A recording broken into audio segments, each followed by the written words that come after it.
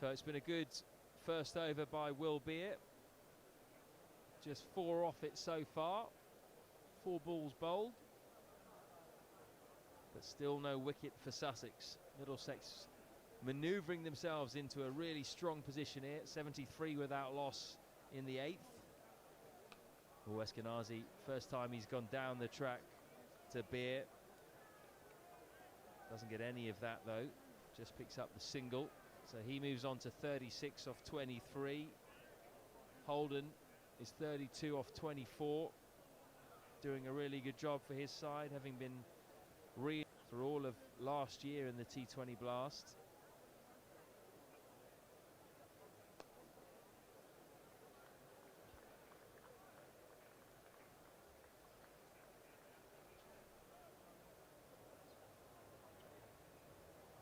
So those graphics slightly wrong. Just trying to update them at the moment. Can tell you the score is 75 without loss after 8. So Middlesex going at just under 10 and over. 9.4 to be exact. Yeah, they've done everything right so far, Eskenazi and Holden, really. They pushed hard to the end of the power play. They've consolidated well over the last couple of overs, adding 16 when the field's gone back, finding the boundary a couple of times. They could dictate terms here.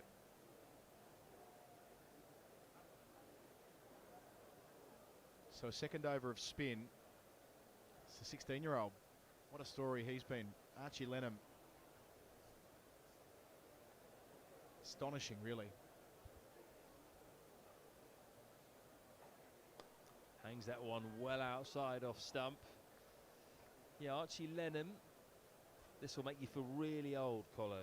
The first player to make his Blast debut who was born after it started. Yep, talking about Shoaib Malik and Chris Scales starting their professional careers, well, their international careers 4 years before T20 was invented. That does put it in some perspective how young this fella is. He's not just playing, he's doing well. In his second game, 3 for 14 in front of the Sky cameras against Hampshire. Got Tom Alsop, Joe Weatherly and Lewis McManus in that game. He was named player of the match. It's nicely driven by Eskenazi, and he beats the man sweeping on the offside boundary. So just had a quiet few deliveries. Middlesex back on track now with that 4. And frustration from Lennon there, rubbing his hand on the turf as if to suggest it just slipped out of his hand, but nothing much wrong with the delivery. Really well placed there by Eskenazi into the 40s. Oh, that was a nice juicy pie, but plenty of protection on the leg side for the young man.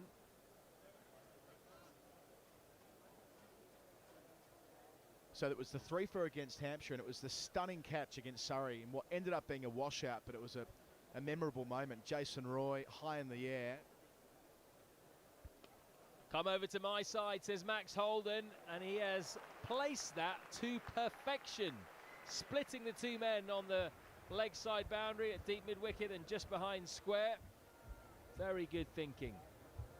Yeah, looks an inspired move, moving Max Holden to the top of the list. Didn't get an opportunity to bat Radlett when he was recalled to the team on Sunday, but he is an opener. That's where he's done the majority of his work, the vast majority of his work for Middlesex across the formats. Where he's most at home. Certainly looked that way this evening, up to 38. Took that from a long way outside off stump, targeting that short boundary. So now some thinking to do for the very young Archie Lennon. Same again for Holden. This time he goes aerial, but he's not got that at all. Chance taken by the man at long on.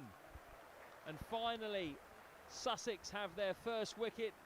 It was an 85 stand for the Middlesex openers, but Travis Head has pouched that safely. And it's the 16-year-old Archie Lennon with the breakthrough. Yeah, held his nerve there. A couple of deliveries in a row where Holden went after him. Just held that back a fraction. Holden threw the shot prematurely. It ballooned up nicely to head, fielding in front of the Warner stand.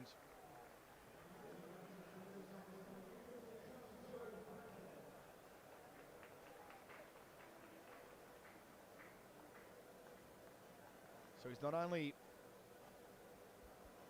being picked for this Sussex team, Lennon, he's making a contribution. I mentioned before the brilliant catch he took off Jason Roy, running back with the flight of the ball.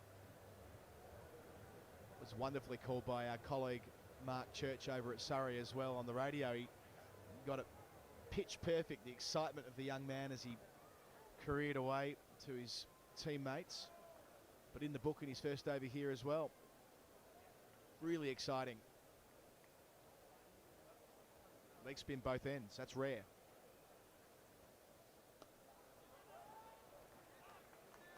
So Cracknell's away straight away, confident stroke down the ground for a single.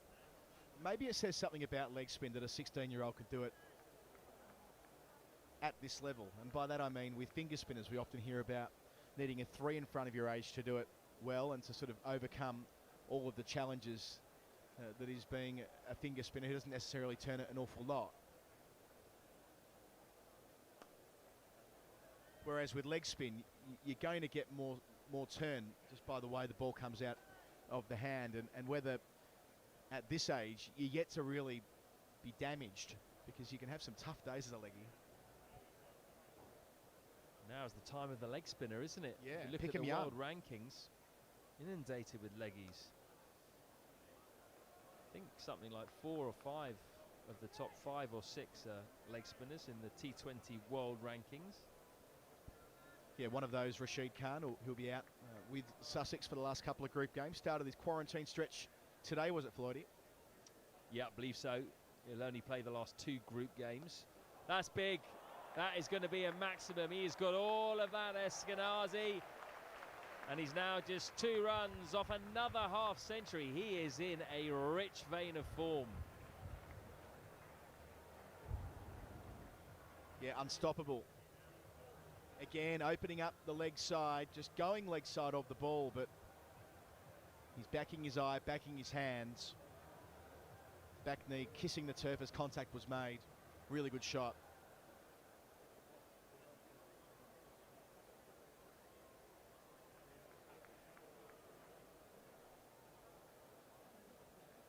Noticeable how both the Middlesex openers really try to target the short boundary. I think it's a tactic we'll see all day.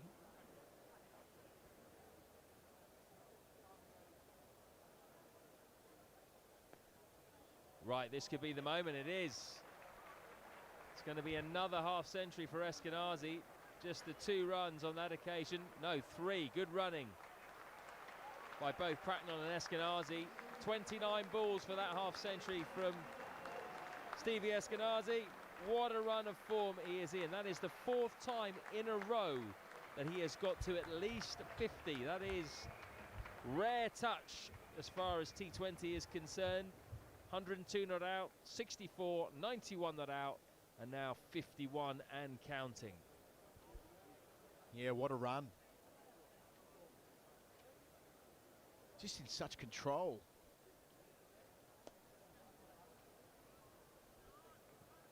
I mean, even here when taking singles, he just smothers the spin there and picks out his sweeper. Every chance to bat all the way through the innings, you think here he's been chanceless so far. So the halfway mark of the innings, 98 for 1. The most impressive part of this, I think, has been the fact that they've kept it up after the power play. The field have gone back, and both Holden and Eskenazi have still been able to find the rope consistently.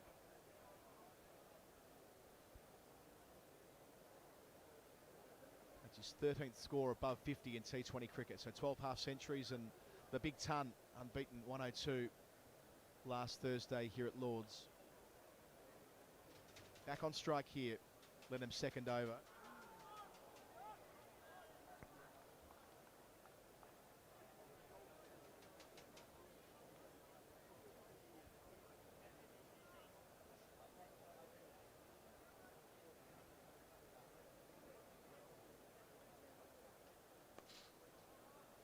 That's one of the three sweepers on the leg side. Thomason charging in from deep mid-wicket, keeping it to 1. So deep backward square, deep mid-wicket, long on, long off in front of the Warner stand. And a deep cover for Eskenazi.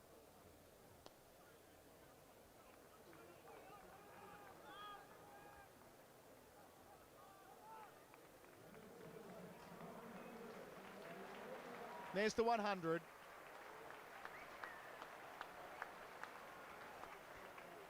$100 for 1. Halfway through the 11th over.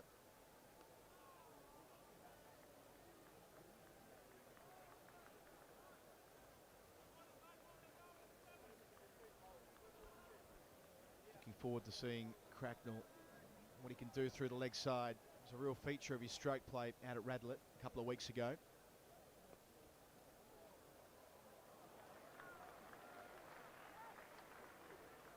Good bit of fielding there at backward point, would have been 4.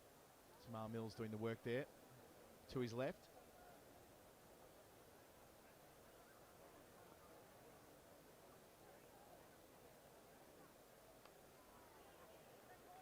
Interesting that Lennon actually, as soon as the left-hander's gone, he's gone much flatter, much quicker to the two right-handers as that over finishes. Yeah, just 5 off it as well. So he started well, Lennon.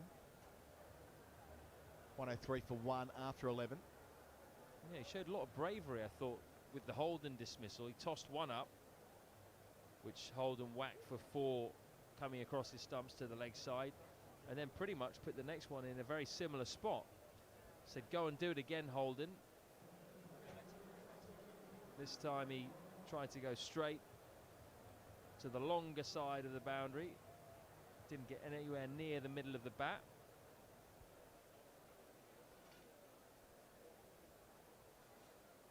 Ravi Bapara. 10 were taken from his first over inside the power play. Well, actually, it was the 7th over, wasn't it? Back again from the nursery end.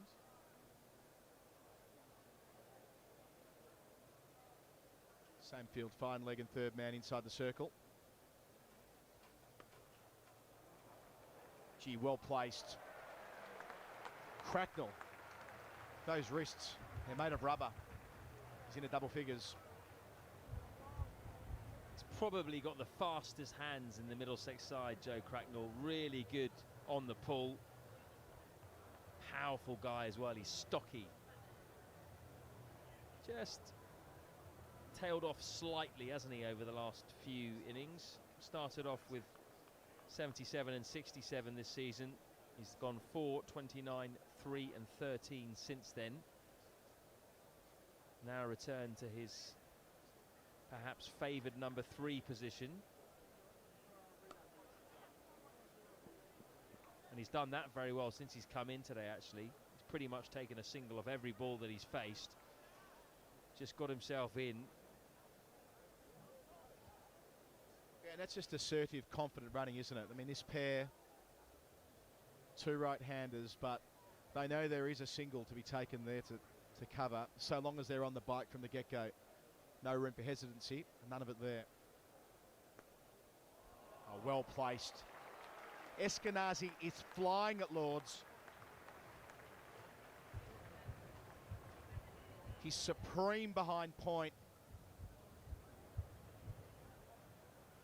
Not a lot of movement until the ball is bowled, but then opening up, we've said it a couple of times, moving leg side, knowing that the third man inside the circle, all he needs to do is ease it through that gap and does so with a minimum of fuss. He creates his own width, doesn't he? That's exactly it. That wasn't particularly wide, that delivery from Ravi Bopara. Eskenazi just backs away a little bit, turns it into something he can cut. Yeah, that's exactly right. Even if that was on middle stump, that delivery, or leg stump, he could have still accessed backward point. So a degree of premeditation, but when you're going as well as Eskenazi is, you can afford that. No change to the field. And he slaps it out to deep point. Thomason again in the action beneath us here, in front of Father Time.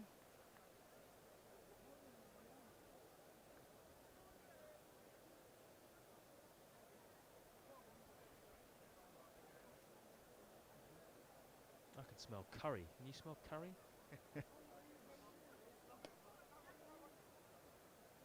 Another single for Cracknell to cover. I mean, it's a small but noticeable thing that it's a batting order with a bit of confidence at the moment, which wasn't there a couple of weeks ago.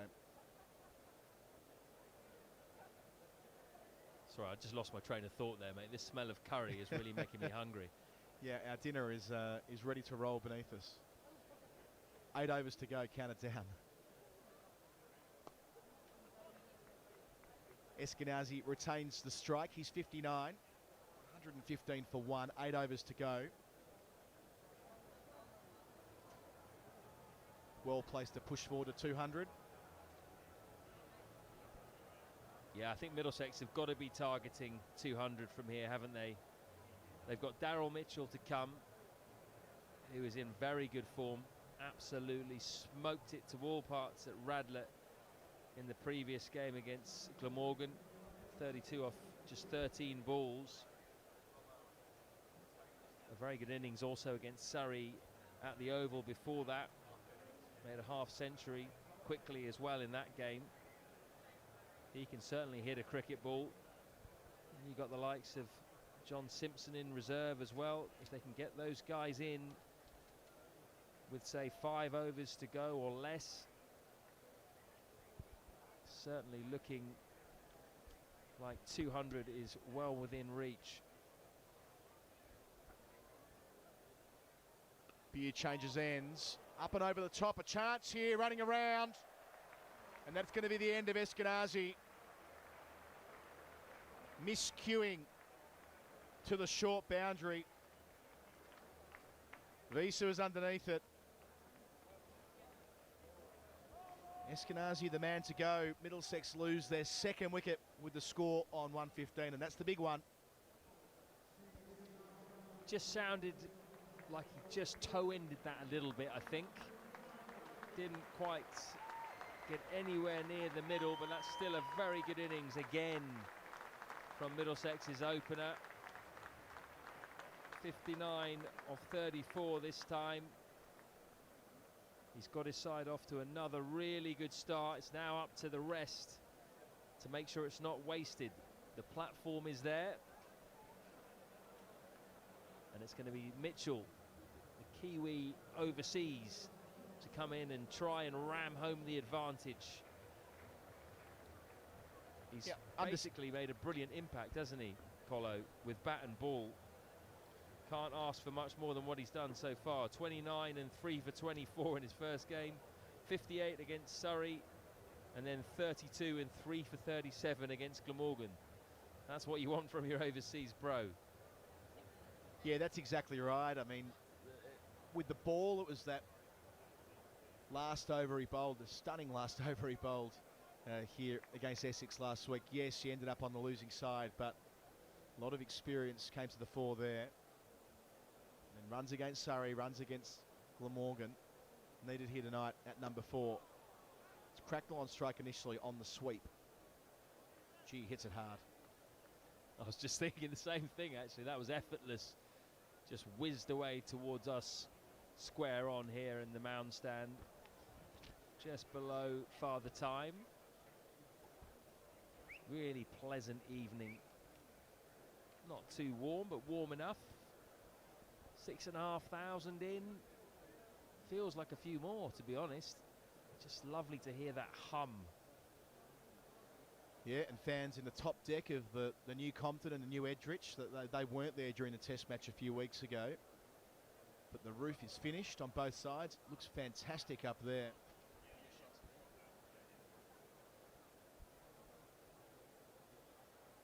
It'll hopefully be at full capacity later in the year for the India test match. It's going to be just marvellous.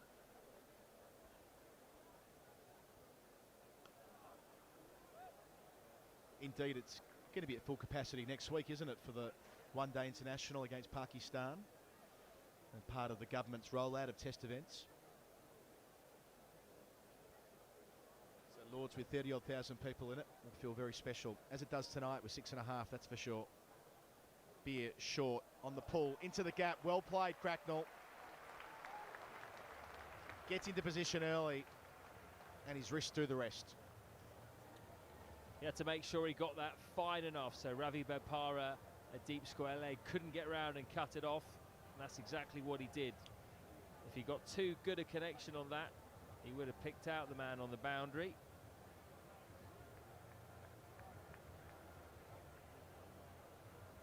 Bracknell's up to 17 off 12, been a lively start.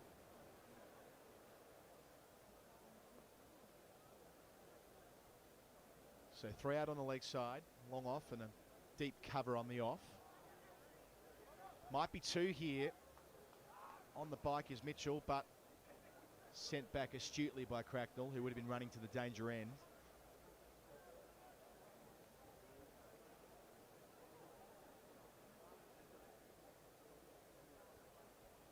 Pick up and throw from Ward on Sussex debut.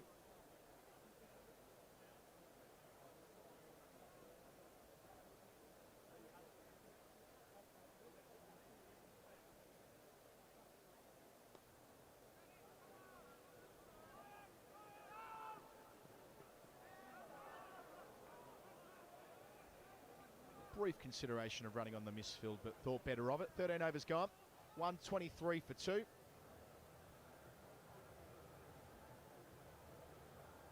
There's Sam Robson in the bottom left-hand corner.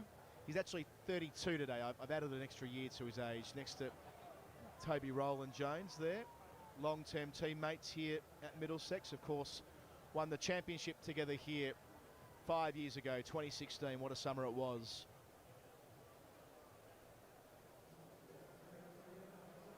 And there are those 2 new stands. They've done a fabulous job at the nursery end of the ground. That development's been taking place over the last 18 months, buffeting the media centre, which has been there since 1999. Beautiful.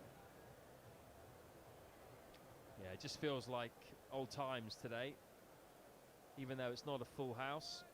Probably pre-COVID times, you would have something close to a full house for a game like this, maybe even completely packed. Visa back into the attack. Straight back over his head goes Mitchell. Bang! All the way for 6. That is what Daryl Mitchell does. The first time I saw him bat live this season, I couldn't believe how clean a striker of the cricket ball he was, and in particular straight down the ground.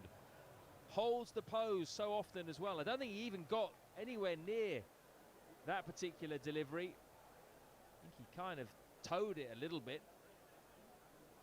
He's so powerful. Yeah, and it prompts a change in field as well, so long off goes back. No doubt that inspired the shot selection, having mid off inside the circle. Yorker. 2, is it on? It is just. Visa would have needed the perfect throw into him here from Ward, but it wasn't quite over the bails. I think over the top of the stumps, and Holden was gone there. Got to take risks though, haven't you, at this stage? 131 for 2 now. 13.2 overs gone.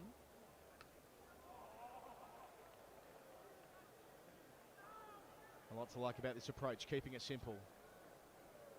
Hitting as hard as they can, straight down the ground. So once again, Mitchell comes to the crease and adds some impetus straight away. He did this against Glamorgan. Middlesex were heading for the victory already at that stage, but he came in and smashed 32 off 13. Just didn't back down at all.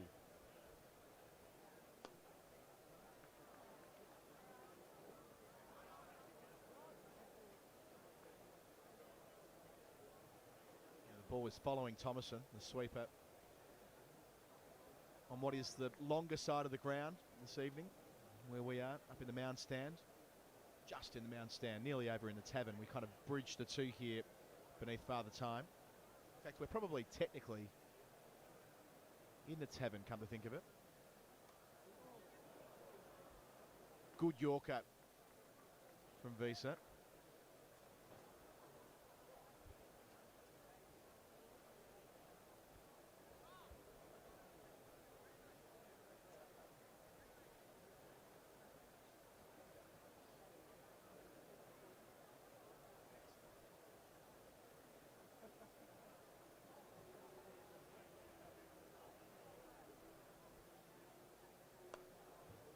Another good Yorker to finish. That's a really good over from Visa. When you consider his first ball went for 4.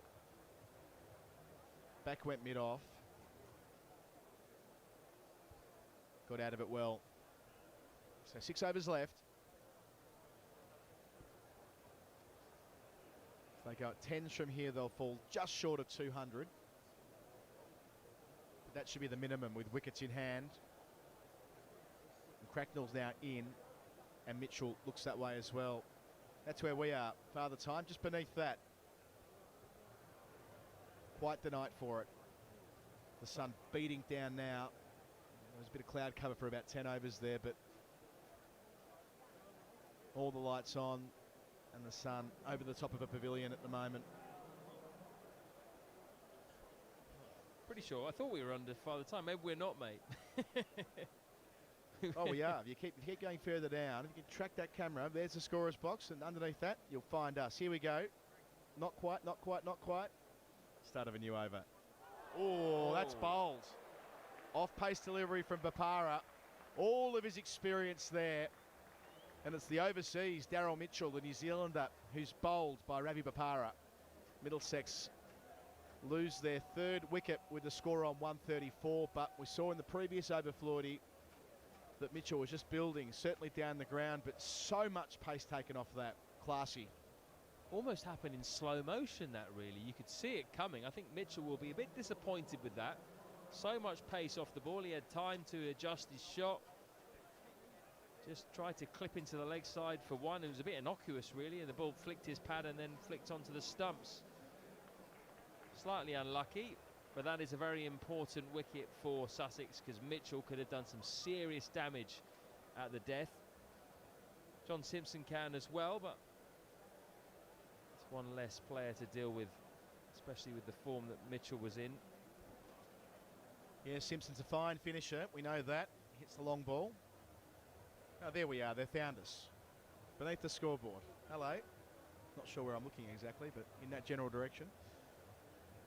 The rude sandstorm, which means there's a new batter to the middle. You love that tune, don't you? You're always mentioning it. It's hard not to. Hard not to get wrapped up in the whole thing. Who's it? Darude. Darude. Darude. Danish, if I recall correctly. Yeah, it does sound like kind of European techno, doesn't it? Past the edge to begin.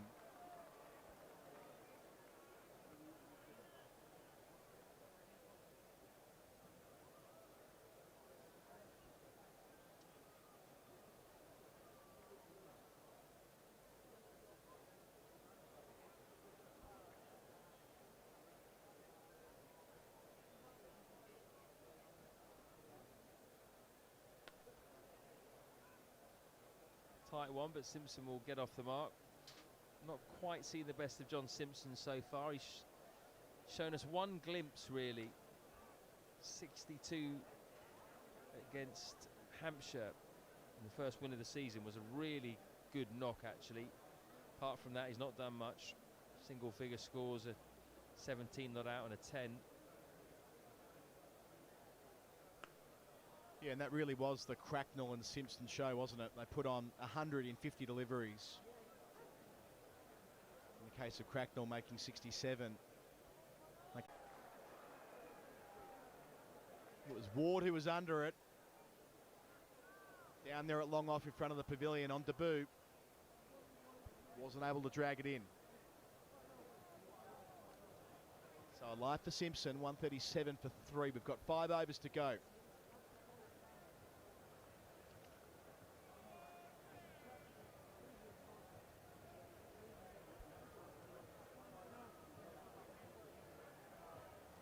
Into those death overs.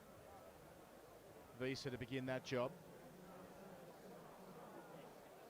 Correction, Tamar Mills, and understandably so. Between 2015 and 2020, we had Andy Zaltzman work this out on Test Match Special last year.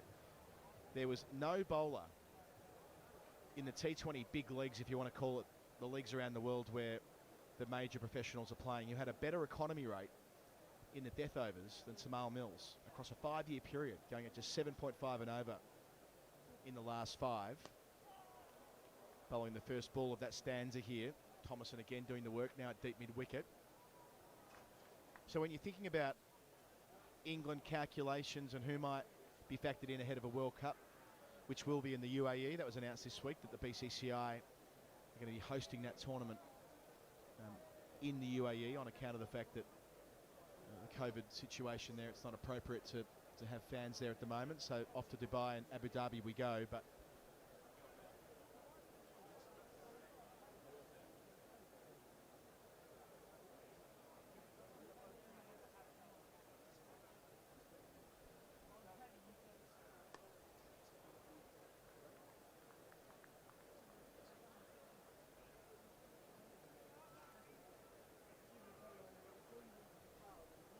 yeah, good death bowler with plenty of experience around the world, as we said before, against all the big players in the big leagues, not least the IPL. He presents a fairly compelling all-round package, Mills, for that squad.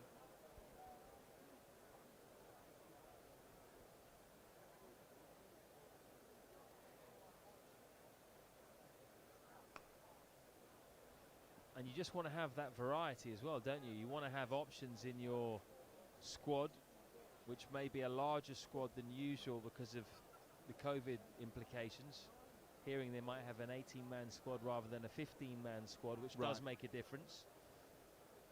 I mean, I think it's, from an England perspective, it's actually difficult to identify the best attack. And they've got so many options. Chris Wokes walks into that T20 side last Saturday, bowls the house down, having not played a T20 international for 6 years. I think he's an underrated T20 bowler, actually, Wokes. Did well for Delhi in the 3 games he played in the IPL this year. Swing and a miss. But in terms of the left arm option, I think Topley is possibly at the front of the queue now in terms of T20 stuff, but he's been out injured. That's going to open the door for the likes of Garton. Willie's even come back into it, hasn't he? And possibly Tamar Mills. Very interesting few games coming up for him and for Garton if he gets into the England side in the ODIs.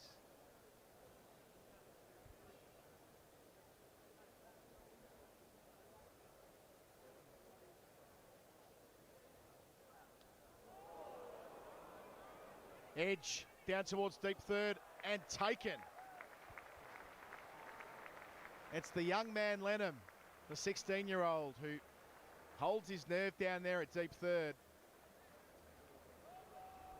And that's the end of Cracknell. He falls for 21. Middlesex 140 for 4. Had some work to do there, Lennon. Come in a wee bit there off the rope in front of the pavilion. Some frustration there from the Middlesex number 3, having got himself in and found the boundary a number of times. Couldn't quite keep it going in this final stretch. Just a slight change in momentum in this innings over the last few deliveries. Middlesex were 134 for 2. They've now lost 2 for 6 runs. And crucially, the 2 men who they perhaps were most likely to kick on in the last 5 overs, the most power. Simpson is still there, but now Luke Holman comes to the crease, having been promoted up the order this year on occasion to number 6, which is where he is today.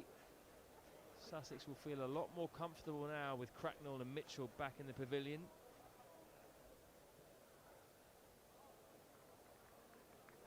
Again, the change of pace. Excellent over from Mills. A wicket coming and keeping Middlesex at bay. 6 for 2 off the last 2 overs, Colo. Yep. Crucial stuff from Sussex just as we enter the death overs. Those are the kinds of overs that can win you games, make the difference between a score of 200 and a score of 175. And Luke Holman enjoys playing against Sussex, albeit in a relatively small sample size, but played well in that game here, and then was player of the match down at Hove in a losing effort as well. No mean feat. A brisk 35 and then took 3 for 18. So even though Sussex was successful on that occasion, as they have been in their last 5 meetings against Middlesex, it was Holman in his first full season of cricket at Middlesex who was able to take away that player of the match gong.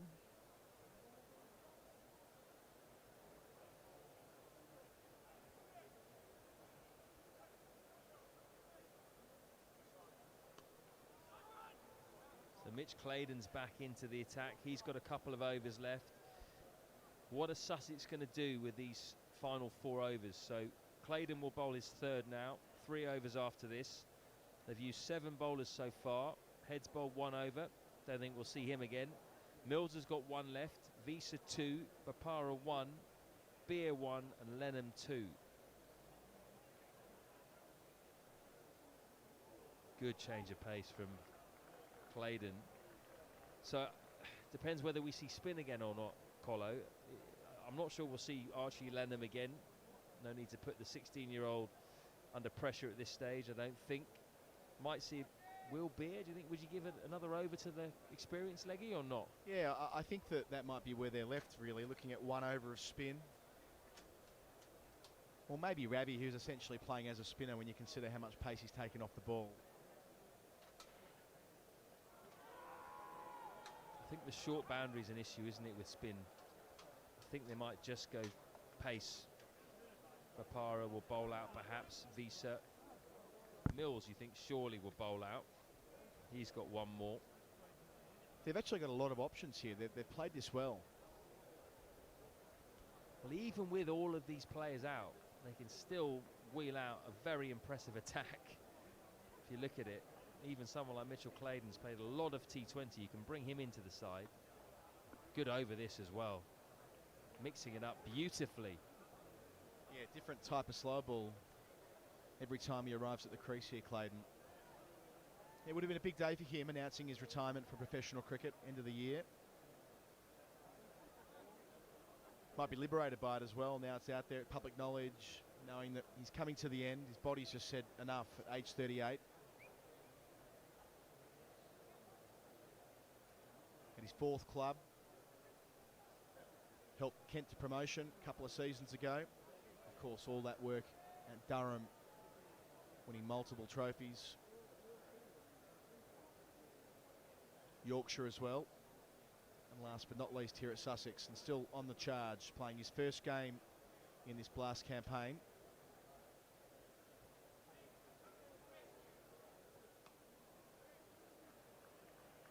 And on the evidence of what we've seen tonight from Clayton, it won't be the last game he plays either. Putting on a clinic in this over. Masterclass in death bowling. Just mixed things up beautifully. You can see the Middlesex batsmen have been left befuddled, really. Not sure what's coming. They've swiped and missed at the slower balls. Missed time. Just nailed his Yorker, that previous delivery. Can he finish it off?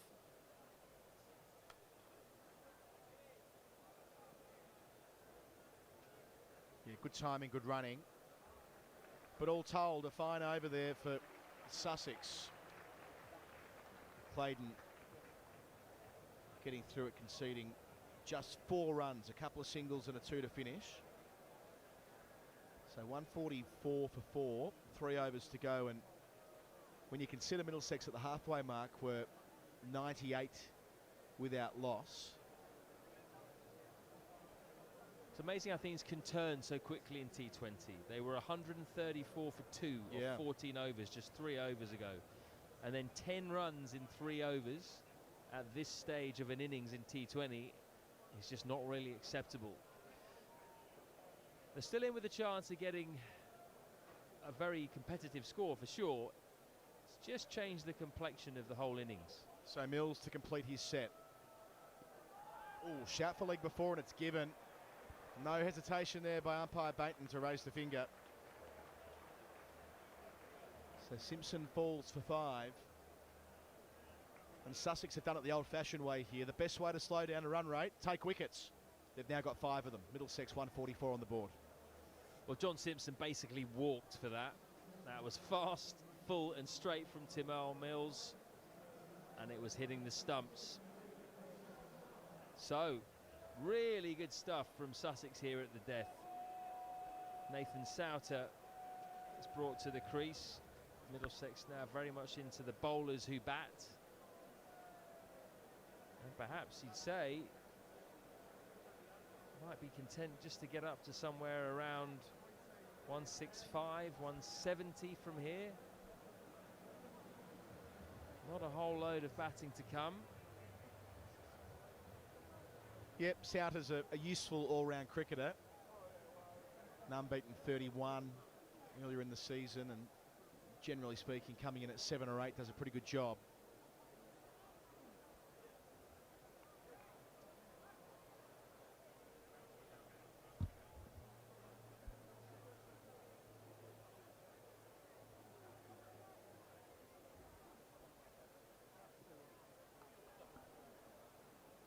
The previous delivery would have been up towards, if not above, 90 mile an hour, and that would be back down around 70 mile an hour.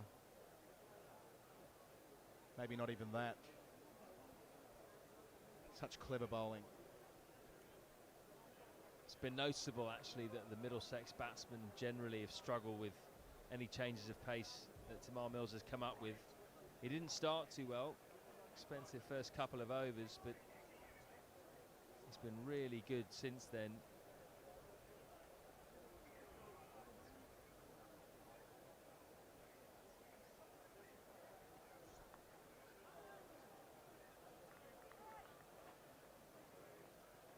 You can see here as well that Sussex are edging towards that cut-off time on the board of 7:35. We're in the 18th over, so that started at 7:30, and they get 1 minute added to it with each fall of wicket. The umpires are radioing upstairs to the scorers, and they're adjusting that time as we work our way through. But nevertheless, they could start the final over by there. Otherwise, they'll have to bring an extra fielder inside the circle. So they can't afford to take too much time here, Sussex. Need to keep moving it on.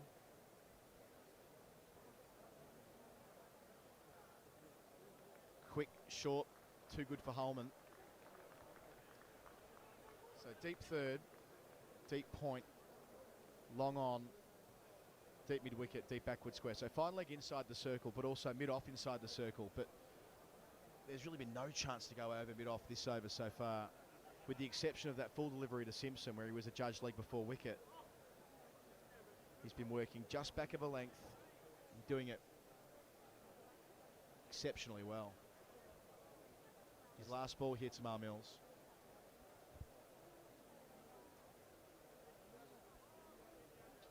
And again, short of a length to finish. Well handled by Holman, getting himself a single and retaining the strike. So 146 for 5. Mills finishes with 2 for 31 from his 4. And when you consider he had 15 taken from his first, that's a very good return. His last 3 overs, 2 for 16. Brilliant from Tamar Mills.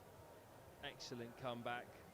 And it's like the air has just been taken out of this Middlesex innings, like we're watching a different game. Extraordinary, really. You wouldn't have picked this when Darryl Mitchell and Joe Cracknell were just getting going in their partnership. But Mitchell got out to the first delivery of the 15th over, and since then 12 for 3 Middlesex at a crucial time in the innings. So Clayton with the penultimate over, up and over the top there by Holman, and it goes all the way for 6. Into the grandstand, just picked it up off his hip. That's what Middlesex need. They need a big shot like that to get them going. Still very much in this. They've still got a chance of setting a competitive total, but they need a couple of big overs. Is that the start of it? So the 150's up. Taking a long time moving from 100 to 150. Holman again, inside edge. Dragged back onto his stumps. So Clayton gets himself a wicket, and the ball, after going high and handsome over deep mid-wicket, Holman falls for 10. Sussex take their 6th wicket. Middlesex have plenty of work to do. They're on 152. Big groan from the crowd there. They've just been revived by that 6 over on the short boundary. They sense that Middlesex might be just building up a bit of momentum at the back end of the innings, and then it's just stamped out by Sussex. Really good bowling this Tom Helm, the new batsman. He can hit a long ball. Middlesex will just hope he can hit a couple cleanly. Just give them something that they'll feel they can defend. It's not going to be easy defending that short boundary. That's going to be the key in the run chase. And you could see what Holman was thinking there, couldn't you? I mean, that is the shorter of the boundary. He likes playing that slog sweep. There was that gap at deep mid wicket, but not to be. Oh, he nearly chops on as well. Just a Q end of Helm's bat, and it couldn't have been far away from that leg stump.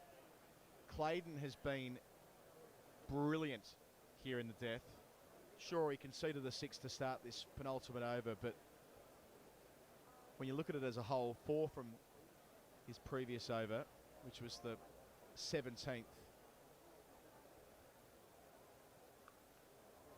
Again, Q ending it, but this time it runs away for 4. A little bit unlucky there, Clayton, with third man inside the circle. Much needed that one as well. Every run counts at this stage. Unlucky that for Mitch Clayton. I think, to be honest, the Sussex seamers, particularly Clayton, Mills and Ravi Bopara, have mixed up their pace beautifully. Just been unpredictable. Real masterclass in T20 bowling. Ooh.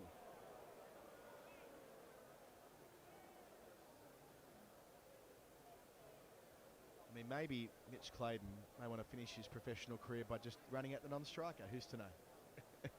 Although I don't think he was looking in the direction of Nathan Souter there. I think that was more just to the crease and realised that his body wasn't where it needed to be to let the ball go. I think he'll play the rest of the season after this, mate. Oh, swing and a miss again. Got to say, the slower balls from Clayton, the Mills especially, and Bopara, and Visa. I mean, this is why they are serious contenders. If not for those series of washouts, they'd be in a far stronger position than they are right now. Looking at this bench depth as well, that bench strength, the fact that Clayton's not played in this competition until this evening. His last ball here. And again, it's a slower ball. Steered out through the offside. Helm comes back for a couple. So 158 for 6. 1 over to come in Middlesex's innings. Clayton finishes with 1 for 31. Couple of boundaries in that final over of his, but not an awful lot he could have done about the second one. And a wicket in there as well, that of Luke Holman. Who bowls over 20 here? Visa.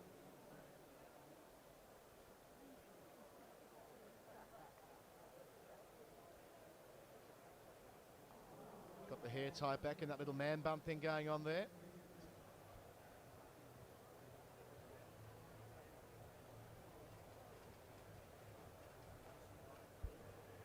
So what's Souter going to do? He's got to try and target the short boundary, you would think. Visa, what's he going to do? Is he going to wide Yorkers? Is that the plan? Oh, no. That's a Yorker on off stump. Just go with a straight Yorker. Yes, yeah, well, it was an in-swing Yorker, wasn't it? Had a bit of tail on it, but oh, there's going to be an overthrow. Yeah, that's sloppy. Lennon's been good, but yeah, there was no second run there. So it goes back to Nathan Souter.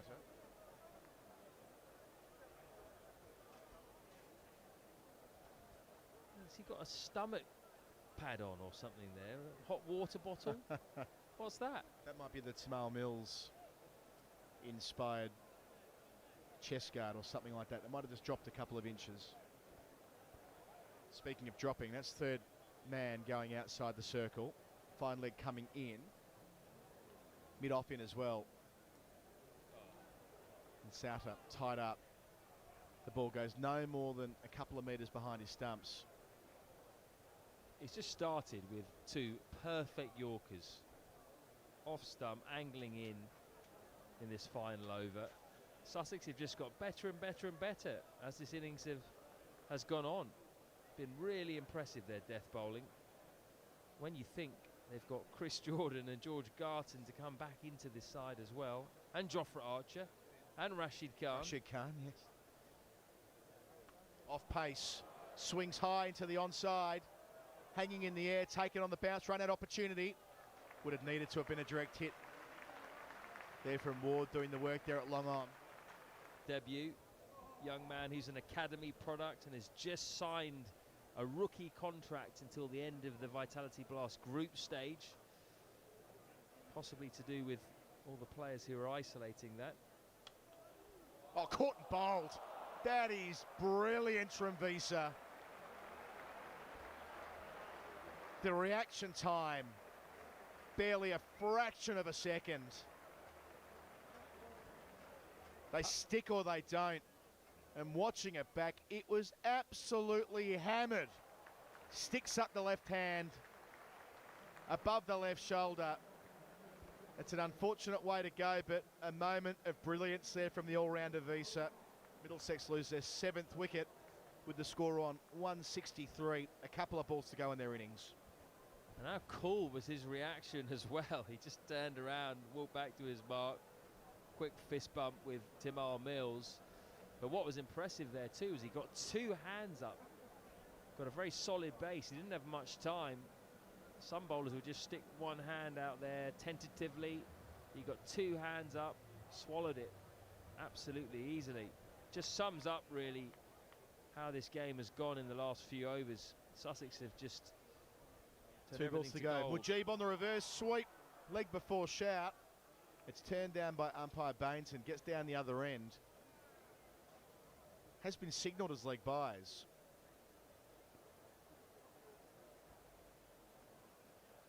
So no inside edge. Bold play there. Drifting down the leg side. Well, it looked a good shout from the first look, but that's okay. Last ball, Souter on strike. Here comes Visa on the stumps, over mid-off. But there's a man there. Coming back for the second. Keepers then, they get through.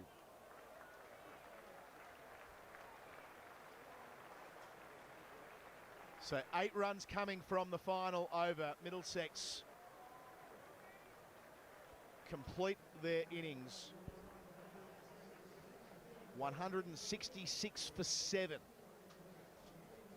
Which, Matty Floyd, when you consider that they were 98 for 1 at the halfway mark and 115 for 1 after 12 overs, they are in a wonderful position to really power home and press home that advantage and get somewhere towards 200, but instead they've fallen 34 runs short of that milestone, and Sussex will leave the park now thinking that they are in a tremendous position to chase this down given how well this track's played so far. Well, the key moment undoubtedly the Daryl Mitchell wicket to the first ball of the 15th over. At that point, Middlesex 134 for 2, and we were talking up the possibility of 200 plus because that was looking on the cards. Mitchell has been in sparkling form, such a clean striker of the ball. Cracknell too, and you felt Middlesex were just about to press the go button. But then that Mitchell wicket just seemed to spook Middlesex and suck the air out of the innings. Take nothing away from the Sussex bowling, it was absolutely brilliant in the last few overs. Tamar Mills, brilliant, 4 overs, 2 for 31. Mitch Clayton, his first game of T20 cricket in the first team this year. Despite being vastly experienced, that's not going to be easy. And he was superb with his slur balls and Yorkers towards the end of the innings. Visa as well, Bopara. They just showed their class there. They are renowned as being an excellent bowling side. You think about the Galacticos they've got in Jordan and Garton and Rashid Khan, but it was the guys on the undercard just behind them, not Mills of course, but the likes of Clayton and Bopara, who were the ones who did major damage today. Yeah, especially when Eskenazi was firing. They needed something, and that came via the spin of Beer, but after that it was principally Seam, Cracknell via Mills, Mitchell, that lovely little slower ball from Ravi Bopara to skittle him. Mills again to remove Simpson with a couple of overs to go, just when he could have got dangerous. We've seen that in blast games over the last couple of seasons. Clayton gets Holman finding his stumps. I mean, it was a fairly consistent theme, wasn't it? And the final blow there from Visa, the caught and bowled, getting rid of Tom Helm. So all told, 166 for 7 is not anywhere close to where Middlesex should have gotten to. which means they're going to have to bowl very well. They did bowl well in defence against Essex this time last week, but they'll have to do even better again with only 166 runs to play with. It's not where they want to be, but I still feel like we could be in for a very interesting run chase here. And don't forget, Middlesex really have to win this game. They've got to win all of their remaining games to give themselves a good chance of going through to the quarterfinals. So don't go anywhere. We're going to take a quick break, and we'll resume this match with the run chase. 167 the target in just a few minutes' time.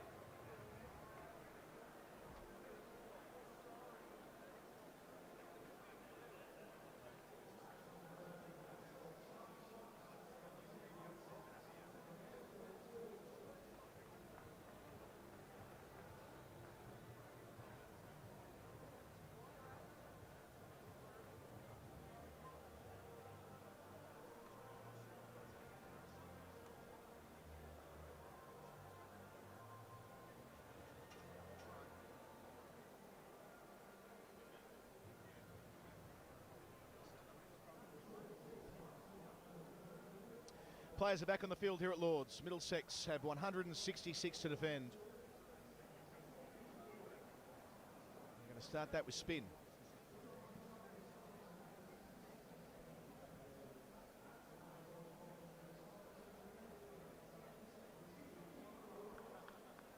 Mujib is going to bowl the first over from the nursery end. Down there in consultation with his captain, Stephen Finn. He'll keep himself inside the circle at mid-off.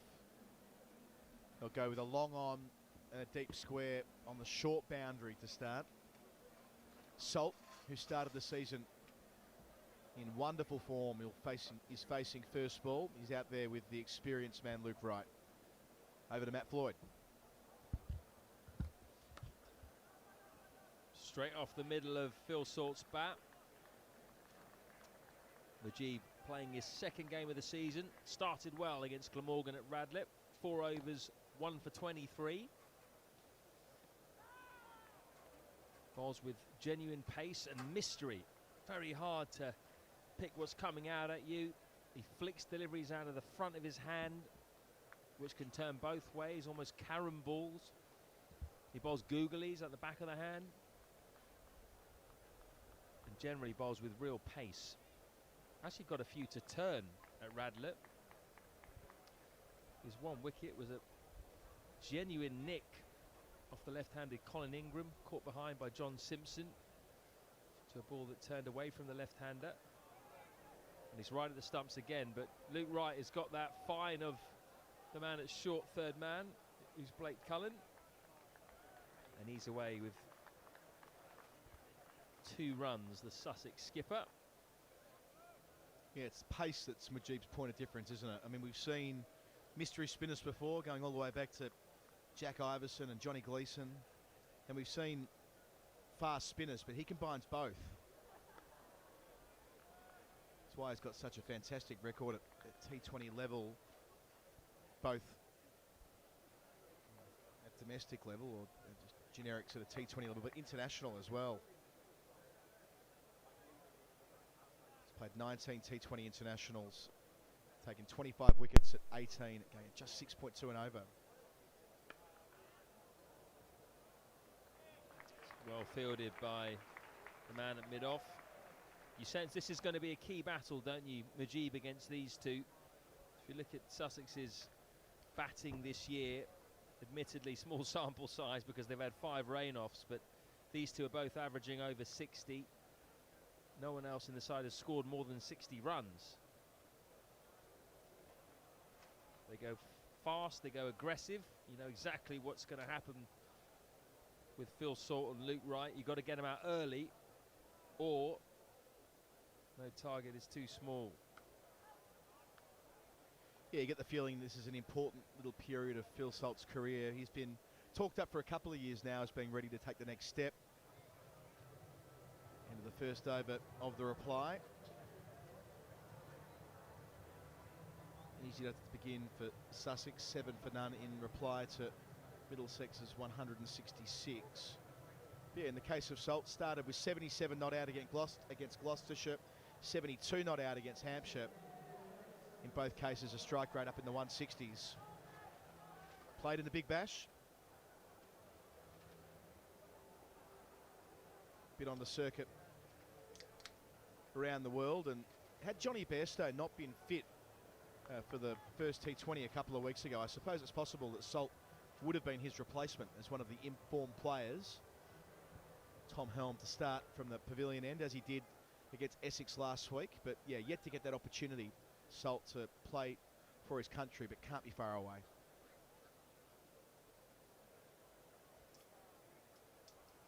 You mentioned him playing for the Adelaide Strikers in the Big Bash there. Well, Luke Wright is probably the Englishman who has played the most games in the Big Bash. Member of the Melbourne Stars for many years. I think possibly even the first year of the Big Bash he played in. Oh, yeah, without a doubt. He would have played more Big Bash games than almost anybody, full stop, no caveat. So he was a champion for the Stars.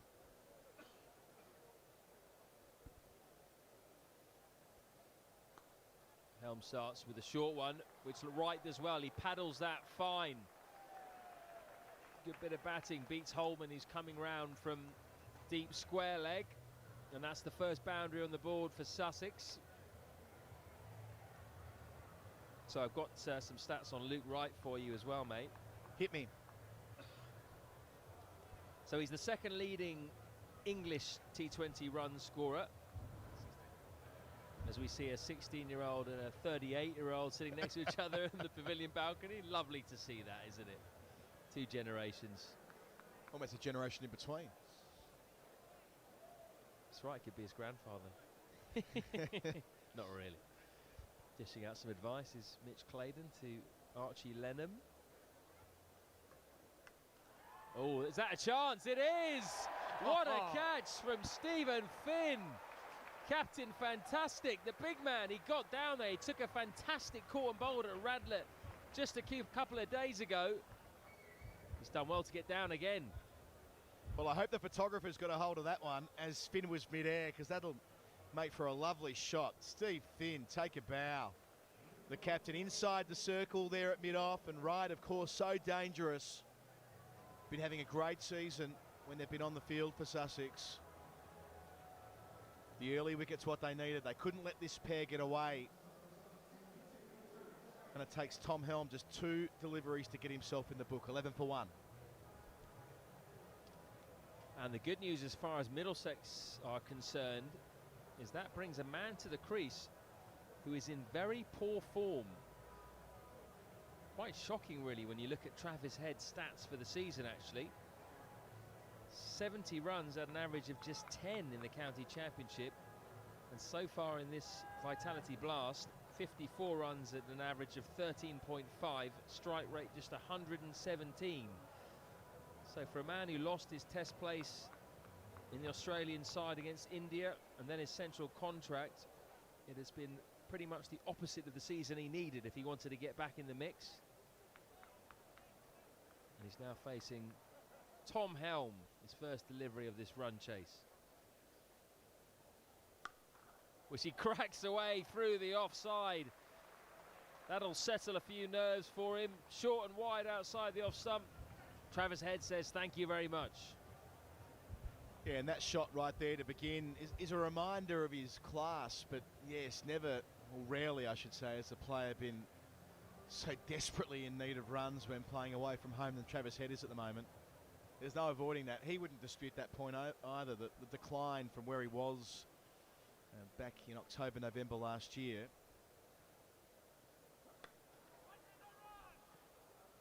He was vice-captain of the Australian side for a period of time. He was leading the A-team when India came out to start their tour. And I think most saw that as a sign that they were looking to Travis Head to be potentially the next Test captain after Tim Payne. But it wasn't long before he was out of the team altogether after the second test of that fantastic series. A double failure at Melbourne, and that was that.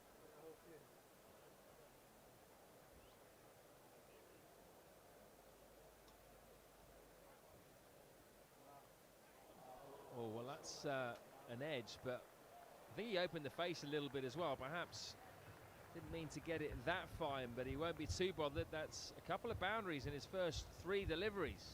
Yeah, I'll pay that. I reckon he played that late enough to have a fairly good idea of where it was going. Of course, no slip in position. Well played, Travis Head. And he has it in him too. He played one of the... We talked about the Big Bash a moment ago for Lloydie. He played a Big Bash knock for the ages. Indeed, probably the innings that's most fondly remembered in the entire competition on New Year's Eve in 2016. Remember it well. At the Adelaide Oval. Yeah. Last ball finish that was. Oh, and he cuts hard again. Might be another boundary here. Mujeeb's coming round. Gets in a bit of a muddle. Got to be careful down there. His knee got trapped in the turf. Seems okay. Ooh. The end result is that Travis Head has another boundary backward a square on the offside. Well, great start. 3 boundaries in 4 balls for Travis Head, but yes, the way that the knee's caught in the turf there. I mean, it's like carpet out there at Lord's, but the angle in which he went in, a massive divot. He didn't replace it either, did he? He got one of his teammates to do it for him. Luke Holman just finished replacing that massive divot. Obviously doesn't play much golf, Mujeeb. Don't think the groundsman will be too happy with that, will he? The hallowed turf. Thankfully, the Got to G was replace okay. your divots. You can't be putting both knees into the turf at Lords and taking a massive chunk out and running back to the bowler's crease. Well, he just left it for Luke Holman. Said, "Go on, Luke. You know the turf better than I do. You sort it out." Anyway, crucially for Middlesex, he's okay, and he's back on to bowl his second over. This is what he does. He loves bowling in the power play. Not scared to have the field in. In fact, he probably thinks it's a better way for him to pick up wickets. Can Middlesex get another 1 or 2 in this power play? That would really set Sussex back. That one's spun into Travis Head, who just works it into the leg side for an easy single. Yeah, it's his willingness to bowl in the power play, which is why he's gone for such big money in the IPL, isn't it? Of course, he's played with Kings 11, where he got his first big contract, and then Sunrisers Hyderabad. I mean, a spinner who could do what he does with the field up, I mean, it's a good set of tricks. Phil Salt backs away and whacks him over mid-off. There was a man out and long on, but no one over the offside. Premeditation from Salt, well executed. Yeah, lovely swing of the bat. Much as it was with Eskenazi, happy to go leg side and show his stumps off. It's a perfectly reasonable strategy inside the power play. A degree of risk, but measured. Comes down this time, and he's out. He whacks it straight to Stevie Eskenazi, who's the man catching it mid-wicket. That is a huge wicket for Middlesex. Phil Salt gone. On Steve Finn, he'll love that. Catching mid-wicket for Phil Salt. Not anywhere near the 25-yard circle, the 30-yard circle rather. There he is for exactly that shot. And Salt, who looked in good touch, he's the second wicket to fall. Score on 29. They've removed both of the openers. The two men for Sussex who have been in the runs so far this season have both departed during the power play. And now they'll be tested, of course, an inexperienced, comparatively inexperienced lineup on account of the fact that they've had so many players missing due to this COVID-19, not outbreak, but the isolation that's been required inside the camp as close contacts. Thomason walking out at number 4. He's played 3 games this year, yet to bat, yet to bowl, alongside Travis Head, who started well, but he's been out of the runs, and Ravi Bopara will come in at number 5. But we've got ourselves a game here at Lords, that's for sure.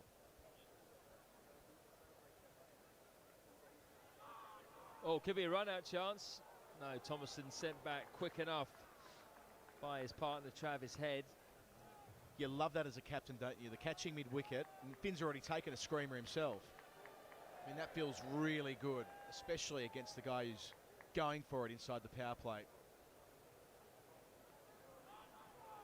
So interesting that Thomason's come in at number 4 here. As you say, they've got the vastly experienced Vishen Bopara in reserve as we finish the 3rd over, 29 for 2. What they'll want to do here is just try and get a partnership or 2 together, get Visa and Bopara in at the back end, who are so used to seeing their sides over the line in tight run chases. Thomason's an interesting case. He's been opening the batting this season in the county championship.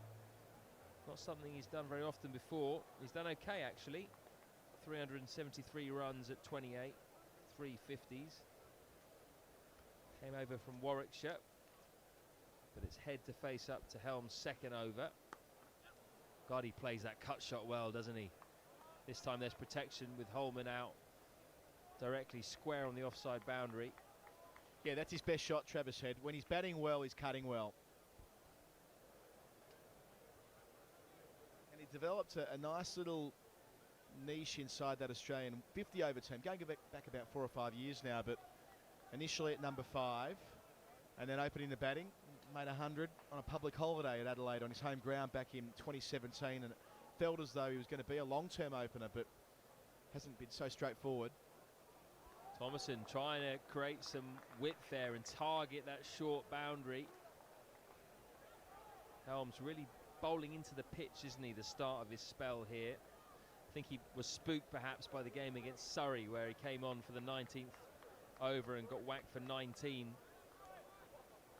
which eventually won the game for Surrey. He pitched the ball up as he did in his first couple of overs too. Was taken down the ground for 6, first of all by Will Jacks and then by Jamie Overton.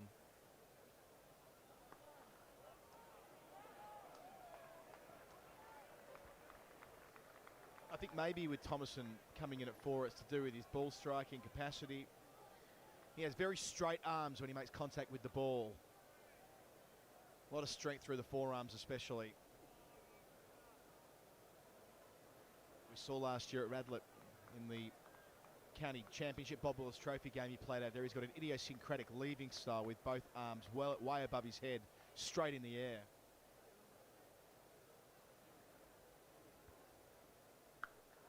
Well, hopefully we won't see too much of that today. Well, he can't get it off the square right now. For all the talk that he can bomb it, he's faced 5 dot balls in this over. 4 in this over and 1 in the previous.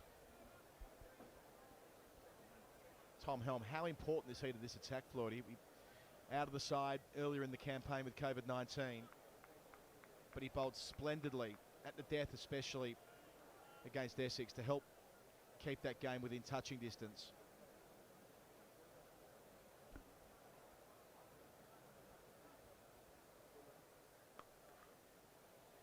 Again, Thomason can't beat the cover ring and get it away to that short boundary. Yeah, Tom Helm really is an important figure in this T20 side. They missed him at the beginning of the season and they looked a bit underpowered, and they had to bring in the likes of Ethan Bamber and Blake Cullen to play in the T20 side. I think Bamber probably would have been given a rest, but because they were missing so many seamers at the start of the season, Murtagh was also out, James Harris, Toby Rowland-Jones of course has a serious knee injury. Max Harris was also out. There really weren't many options, so Bamber had to play in the first couple of games. Cullen did too, and kept his place for the next couple of games as well. But now with Helm back, they've just got that senior man in there to help out Stephen Finn.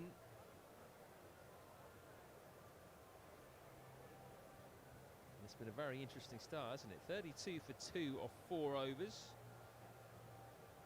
Probably Middlesex will be the happier with those 4 overs. Well, definitely actually, given that they've got Souter and Wright out. It's the other Sussex batsmen that have got to do it for them today.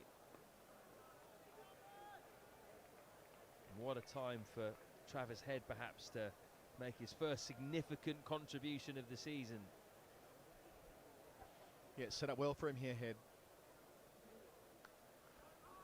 He was made captain of his state at age 21, and Flordy, as you know, to be made captain of a Sheffield Shield side at that age, it says a fair bit about the standing that he has in Australian cricket.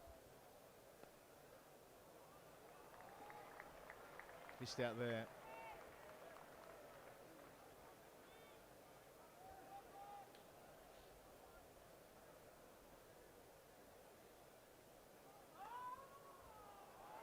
So Majid dotting up Travis Head here.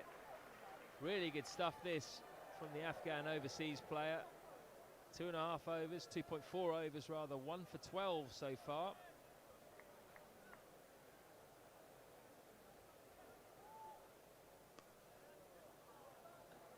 It's just so hard to get away, isn't he? 138 career games, this is his 139th, and as you said earlier, the economy rate 6.7 for a spinner who bowls in the power play. That is absolutely staggering, really.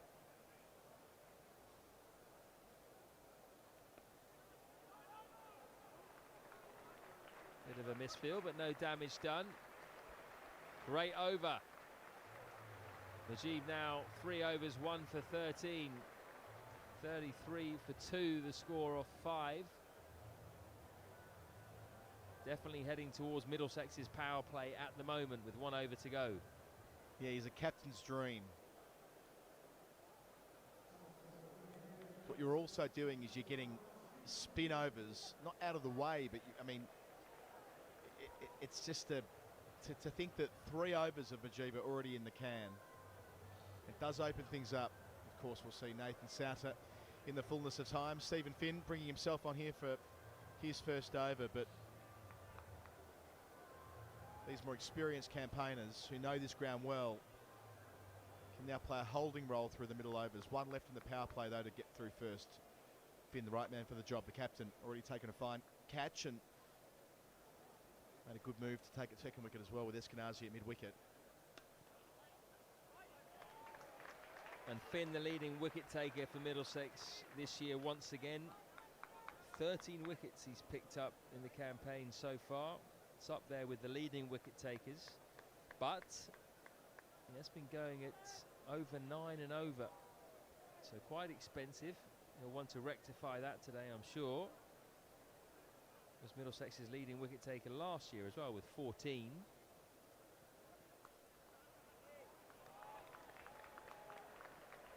It's been a good few balls this for the home side. Yeah, great few overs.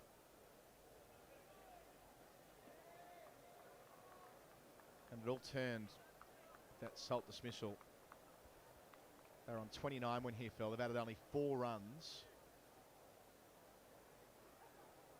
from the third over. That was over 2.4 when he fell.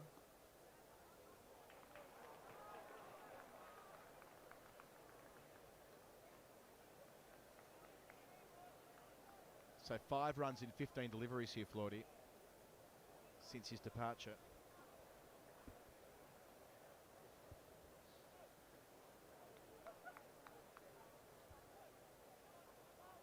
So a power play of 2 halves.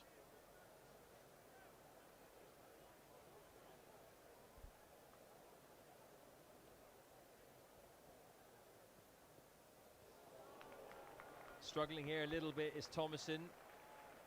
Not connecting with much at the moment. Probably feels a bit rusty, having got the TFC award for the first 3 games that he was involved in. Didn't bat or bowl.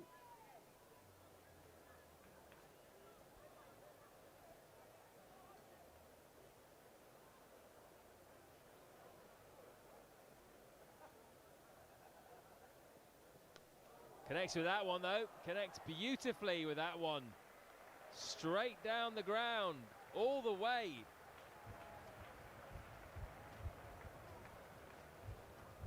Really nice ball striking that from the County Championship opener.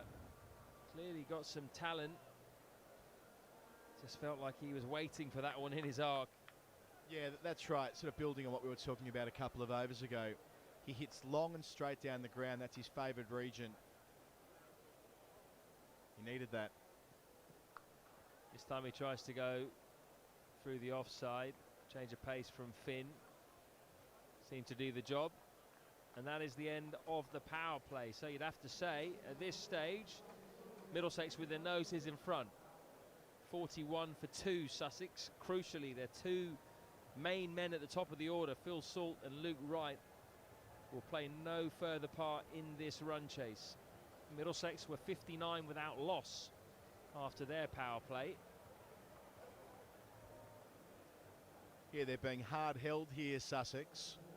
And they needed one of their gun openers to explode in the power play, just to mean they could control the tempo of the middle overs. Well, now it'll be, at least initially, Middlesex who can dictate terms a little bit here. Nathan Souter prepares to bowl the first over with the field set back. And Souter's having a good season. He hurt himself out at Radlett against Hampshire. An ankle injury that kept him out of the team for a couple of games, but since returning, he's been spot on. 2 for 16 against Surrey. Bowled tidily in the middle overs against Essex here last week. Oh. He's bowled him right through him. That is classic Nathan Souter. Beautiful in drift. Completely did Thomason with the flight. Didn't pick the length. And that is the 3rd wicket for the home side. That's what he does so well. Nathan Souter attacks the stumps. It's less about his leg break. It's about his overspinner or his top spinner. And that's what we saw there. bang on middle stump, and Thomason making room. Kissed the pitch and skidded on. Good enough to sort him out. 41 for 3. Middlesex have got more than their noses ahead here. As Visa walks out to the middle. He was the nemesis last year in a chase that started poorly. He drove them home. So he knows how to do it. He knows what to do, but they're a long way out from being able to take the long handle here. They've got to find a way to stabilise and accumulate and get themselves back in this chase via Visa and Travis Head. Well, Middlesex couldn't really have asked for a much better start, but they can't rest on their laurels here. They've got two arch finishers up against them in Visa and then Ravi Bopara, plus a classy international player in Travis Head, who's already in and at the crease. Still a long way to go in this game, but the signs looking good for the home side. There it is, that in drift. It's almost like an in-swinger, isn't he? Gets quite a lot on that. Yeah, when Anil Kumble was at the peak of his powers, they said you've got to play him like an in-swinger. Well, there's something to that with Souter as well. When he drags down a little bit, enables Visa to get off the mark. And we've seen him do that so many times, haven't we, Colo? To batsmen, traps some LB, or he bowls them. On that occasion as well, Thomason got done with the length. He just didn't pick the length at all. He thought it was shorter than it was. Brilliant bit of bowling first up.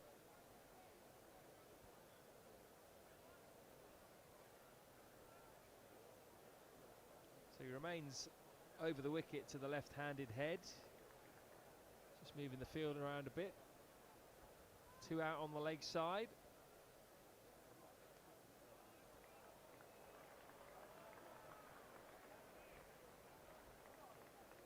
Jeez, the squeeze is on, isn't it? Straight back to his mark, and he goes again.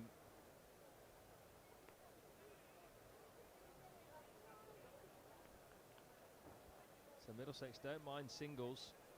If these two batsmen feel they need to consolidate from here, which they may well feel, that could also play into Middlesex's hands somewhat. Yeah, look at that stance. It's like he's wielding an axe. Ooh, thought there was going to be a clash there between Mujeeb and Blake Cullen. They did well, the two young men, stopped the ball from piercing the gap. That's the end of the over. 54 for 3 off 7. What a great over. Wicket first ball for Souter. Mentioned before how well he bowled against Essex in a game that had a lot of push and pull. He was a big part of the reason why Essex never completely got clear and why we had the grandstand finish.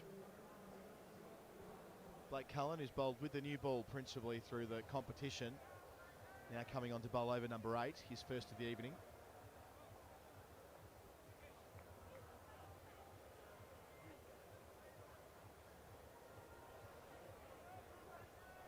Still only 19 years old, Blake Cullen. His first full season, really, this one. He is the future of this Middlesex fast bowling attack. He's already had to deal with a bit of adversity this season. Bangs that in short. Got a bit of pace, hasn't he? Yeah, rewind to the first game of the season here in front of a few thousand, Colo, and he's making his T20 debut. Got taken out of the attack by 2 beamers. Ended up with, I think, 2.1 overs, none for 41 in that game. A chastening debut, but he showed real character, didn't he, to come back from that. First of all in the game against Kent afterwards, 3 overs, 2 for 29, and then he was the match winner, wasn't he, against Hampshire, when Middlesex got their first win at Radlett. Pulled away by Visa. Has he picked out the man? He has! Straight to Luke Holman. That is a hammer blow for Sussex. Middlesex's nemesis on his way back. Bit of extra pace there from Cullen. Might have just ran his fingers down the seam, hit the seam. And Visa with that wide stance, looking to pull to the long boundary and straight down the throat of Luke Holman, who has a very good pair of hands, the North Middlesex boy. And gee, mentioned it before, but Sussex fielding a side with less experience than usual. Well, it means that so much now falls onto the shoulders of the man with plenty of that, Ravi Bapara, who joins Travis Head. They have to steady here. 44 for 4, and the runs have come to a stop as well. Blake Cullen, a very impressive cricketer.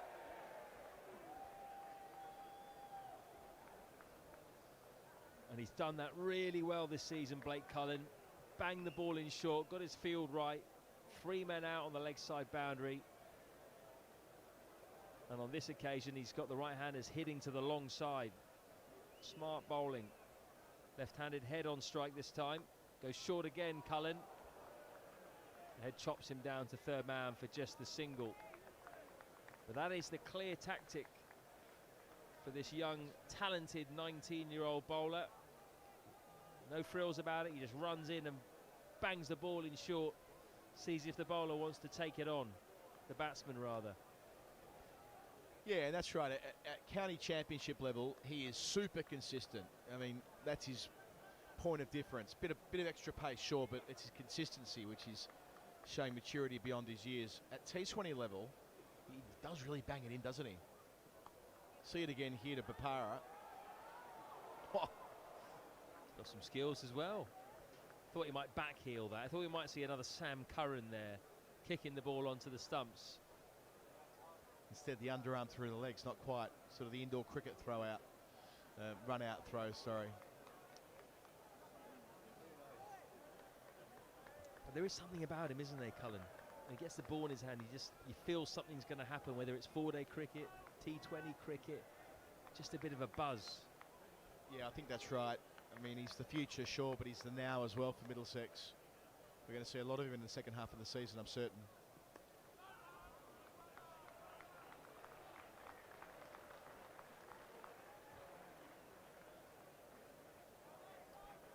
Middlesex really cranking up the pressure now. This required run rate up to 10 and over already. It's been a magnificent start.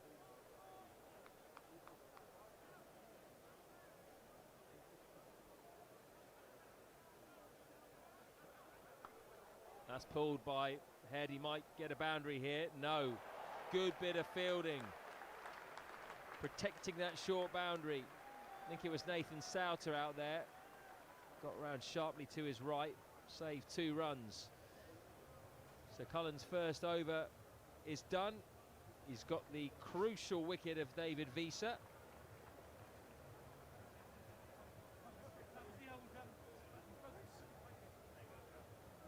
And it looks like it's going to be Souter to bowl his second.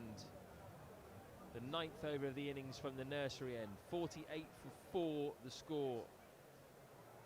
It's not a must-win game for Sussex, this. They're in a pretty good position, really. 4th place, 11 points from their 9 games. Probably need to win 2, maybe 3 of the last 5 games to go through to the quarterfinals. Probably 2 will get them there, so they can lose this and be okay, but not so for Middlesex. They have to win, really.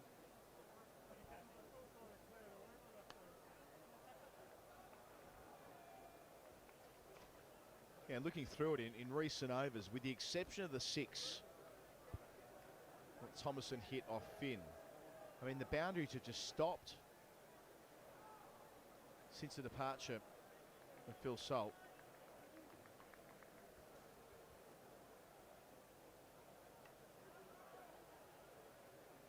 Had 4 overs since then. It's just been 1 6 no 4s. They bring up their 50 at last from 50 balls. So they're behind the required rate. They need 10 and over from here to win. I think that's largely down to the Middlesex tactics with the ball, to be honest. The seamers have gone hard into the pitch. And the spinners have generally bowled flat and at the stumps. Mujeeb and Souter haven't given the opportunity to get down the track or free their arms at all. No width. It's been really impressive stuff. Head wants to, Bopara not interested.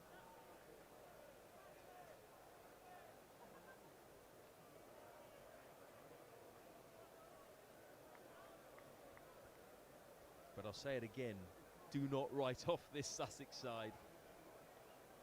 Even if there's not a whole load perhaps to come after these two, they are two very dangerous characters. Yeah, they were 67 for 5 at the halfway mark of their chase last year, when it's a very similar game when you look at it. Middlesex on that occasion made 165 for 5, so 1 run less than they made tonight. And Sussex got there after being in a lot of early trouble. Not too dissimilar to this at all, really. 53 for 4 off 9. Souter's been good too. 2 overs, 1 for 8 for the experienced leg spinner. So there is a template, but on that occasion it was Visa. This time it'll need to be Bopara or Head. 10.4 and over needed from here.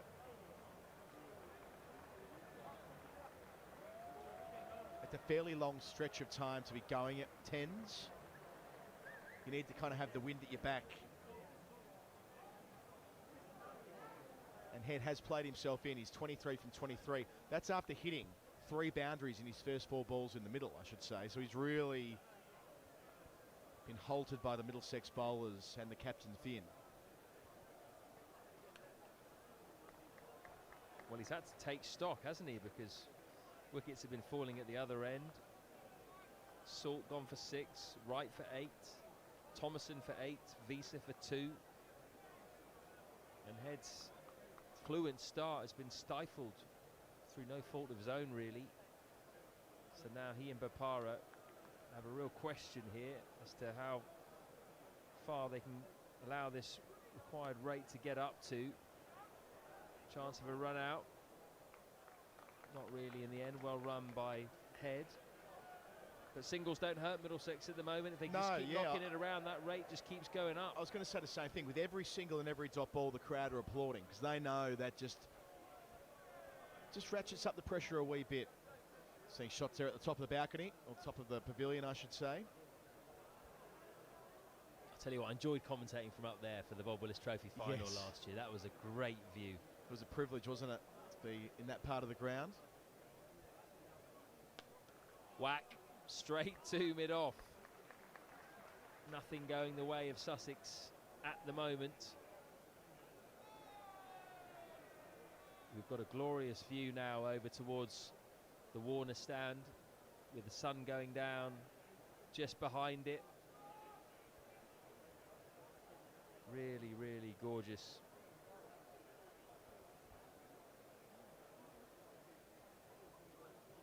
He's bowled him! The big fish, Travis Head, has chopped on to the youngster, Blake Cullen. Is that the final nail in Sussex's coffin? That's a big moment. And if you want a big moment, turn to young Blake Cullen. He has something about him, the teenager. Middlesex have 5 wickets inside the first half of this chase.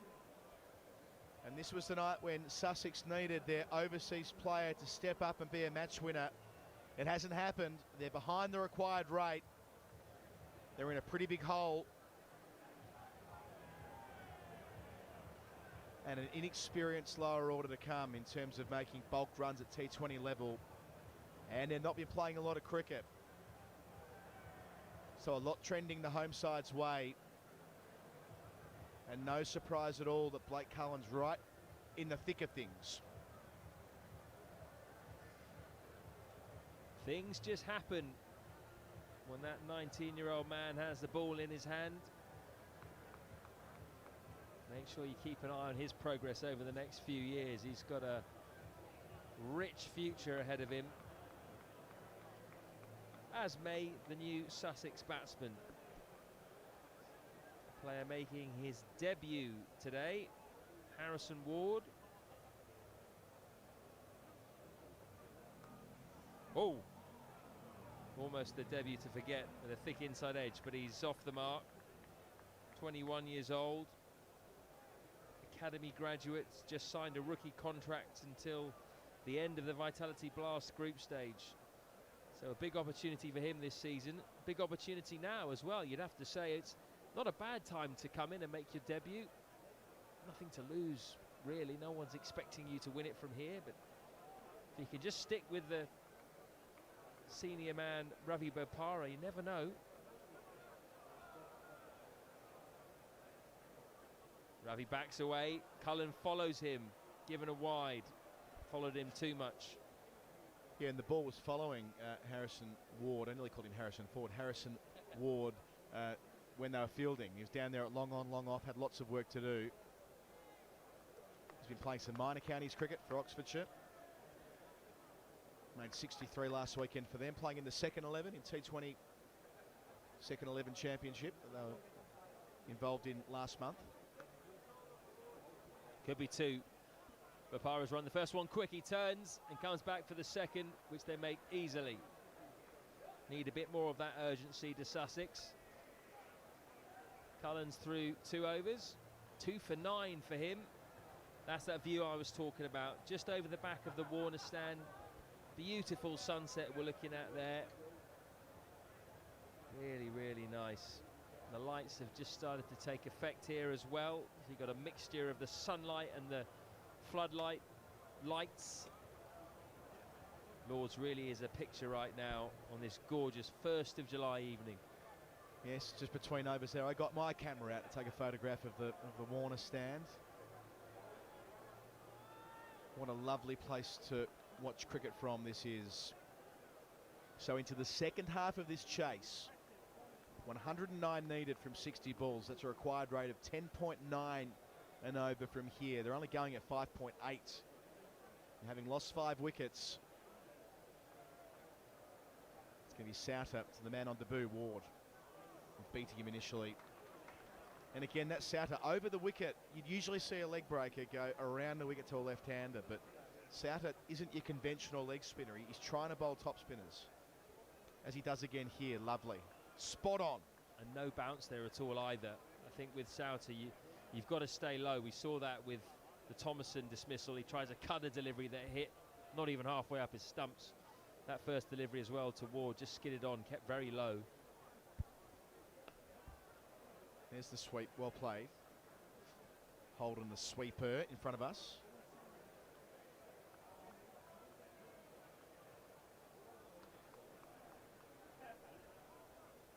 See why Nathan Souter has got himself one of those 100 contracts as well.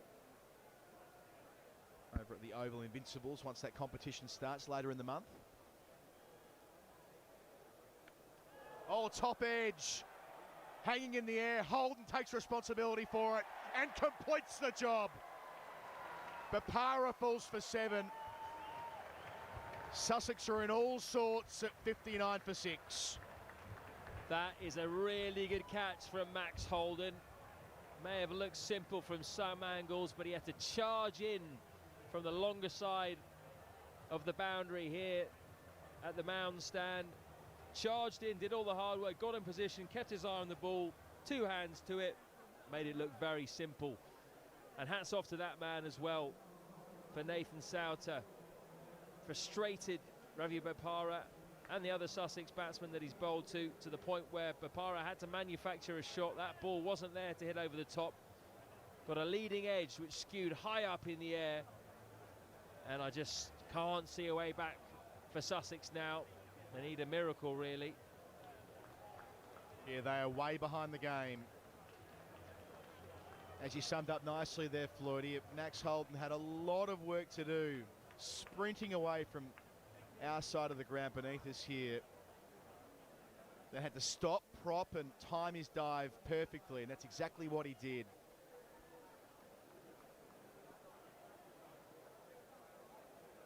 Good cricketer, Max Holden. Good in the field. Gets another chance here on the dive, nearly. Did well to stop it. Did well to get there. Ever so close to a third wicket for Souter. Almost a Yorker, wasn't it, in the end? He charged in and almost pulled off a specky, to use Adam Collins' parlance. And it almost sort of squirmed under and went for 4. Nathan Souter has bowled 3 overs, 2 for 10.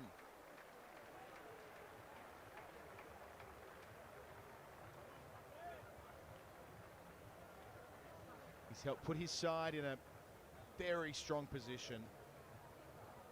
60 for 6 after 11. Papara, the wicket to fall in that over. From here, they need to go at double time, double pace, 12 and over. Just on 12 and over, 107 from 54 balls. Middlesex have had all the answers so far. Blake Cullen sure enough to continue. He has 2 for 9 from his 2.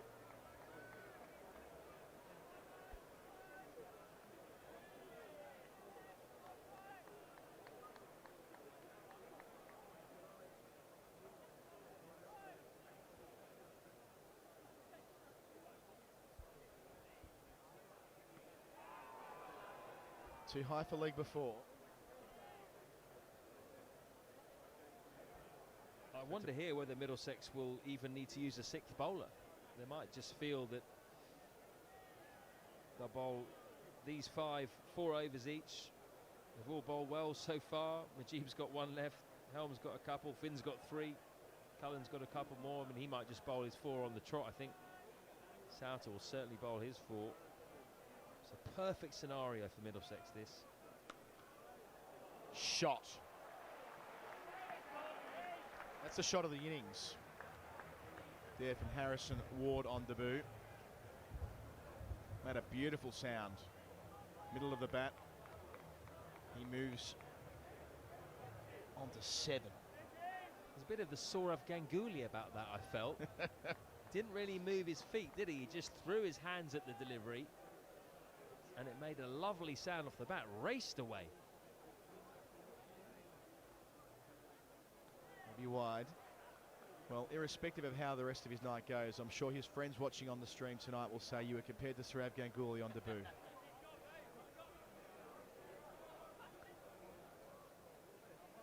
Well, thankfully, I'm not well known enough for that to come back to bite him. But yeah, he didn't really move his feet, did he? Just all hands, that shot. It's obviously got real timing and power.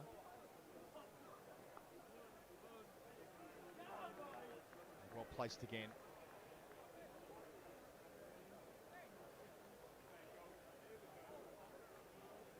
Been covering the women's one-day internationals when we've not been here at Middlesex, and there were some favourable comparisons to Sourav Ganguly about Deepti Sharma, as the left-handed middle order player for India. She has the extravagant back lift, and when she makes contact, races away through cover point, which is where Ganguly made so many thousands of runs across his long and illustrious career.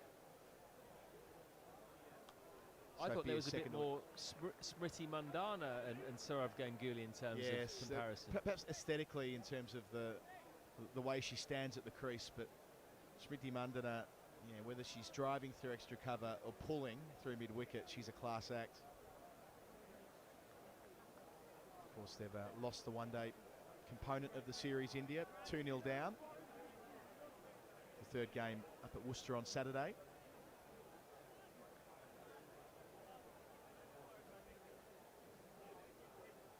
Middlesex's women in action on Monday next week against Surrey in the London Championship. That game's being played at the Oval on Monday.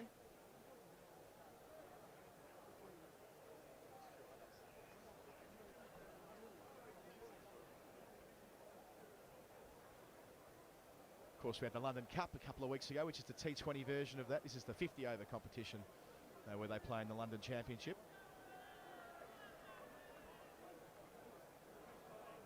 Middlesex won the Cup out at Radlett last week.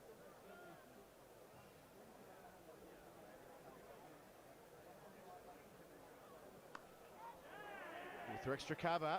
Another lovely shot. Harrison Ward is leaving a good impression at the first time of asking. Once again, he hit that ball hard.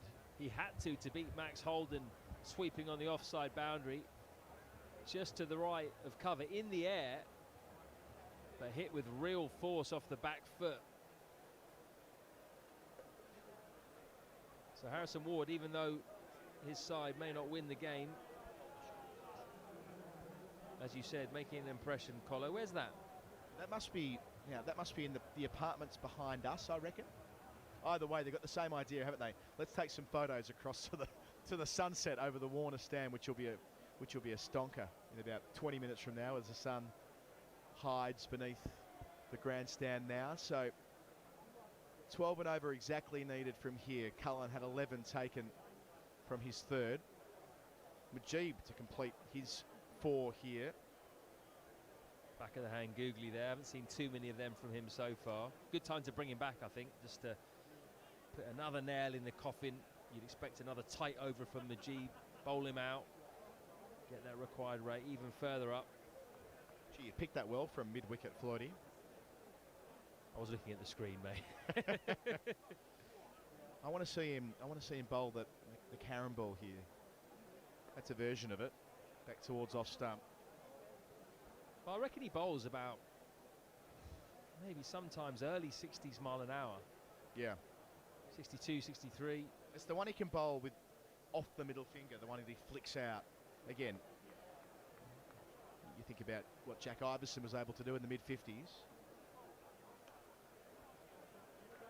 In that winning Ashes series in Australia where he bowled, that's all he did. And he came to cricket so late in life after World War II, never played before. He played club cricket in his mid-30s and he was in a test team a couple of years later doing something very, very similar to what Mujeeb does here. That's back of the hand again. Down towards long on. Just a single. I am surprised we don't see more of it, because when it does kiss the pitch, if you can squeeze it out that way, the way that he does, I mean, it's almost unplayable when you get it bang on. Certainly difficult to attack, as we're seeing here.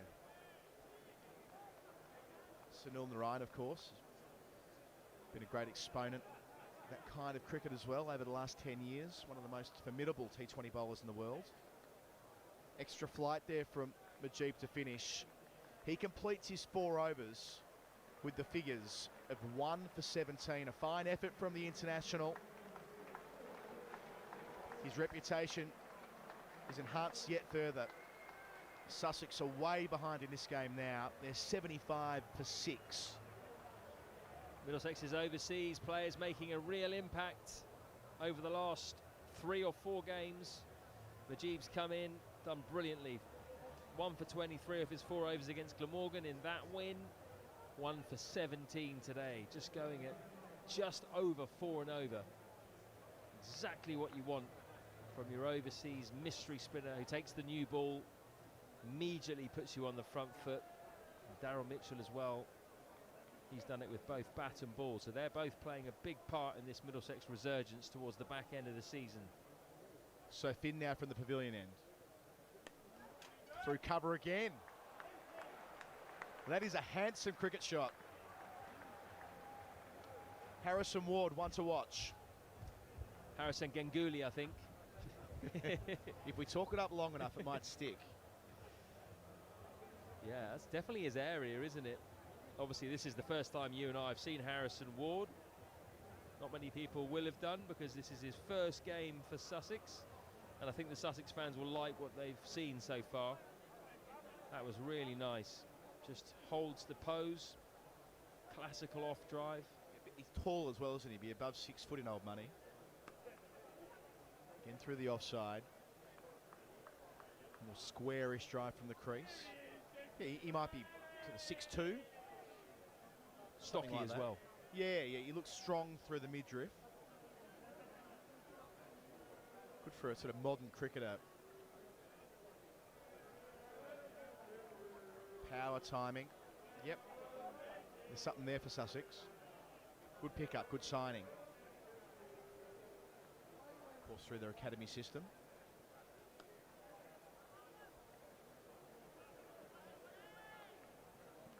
Holden again. He's been good on that mid-wicket rope. One fabulous catch, nearly a second, which would have been even more spectacular. But he has turned potential twos into ones throughout the course of the innings so far.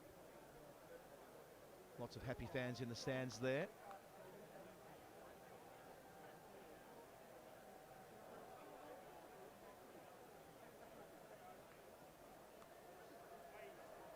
Into the gap. Might that be a fourth boundary for Ward? Just kept in at the last there by Nathan Souter. Got to be careful. I think it was a similar situation where he injured his ankle actually at Radler, and he's hobbling there. Now, that's a good pick up there, Floydie, because he did hurt his ankle. It was actually dropping a catch, wasn't it, out at Radler? And it was enough to see him miss a game. Well, he was hobbling like that. I think he needs to get some attention. Yeah.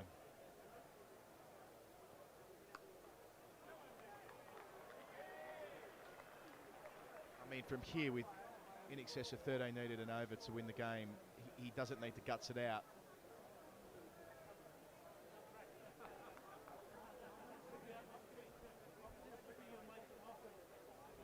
Required rate up to 13.6 now.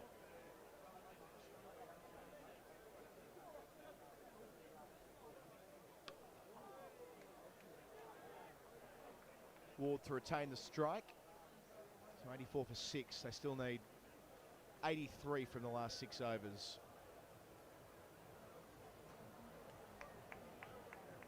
In other words, something very, very special from here. Good news there, Nathan Souter jogging to the bowling crease. Maybe he was hobbling until he was told, mate, you're bowling the next over. And he's like, no, I'm fine. I'm fine. I'm good to go. I reckon you're exactly right, Colo.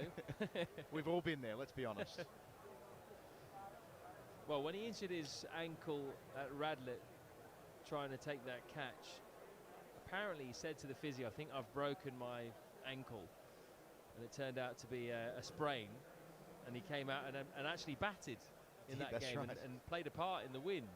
A couple of hard run twos, weren't there? Yeah. It was a biggest comeback since Lazarus, I think. The biggest comeback since I saw Muhammad Amir go down one night, Brisbane. Hit the deck in what looked to be searing pain. Souter starts the new over, and Ward can't beat cover. So much so that they stretched him from the ground at the Gabba. Day-night and we're all thinking, oh, this is a disaster, knee reconstruction. Muhammad Amir can't be having that. He's back on the field a quarter of an hour later. Oh my God. Wide. In fact, I think he might have bowled with the second new ball that night. Day-night test match. Probably just tired, wanted a quick rest, lie down on a stretcher for a bit. Wrong and good shout, out. Nathan Souter gets his third. He's having a really good season. And he's all but bowled Middlesex to victory. Sussex, 85 for 7.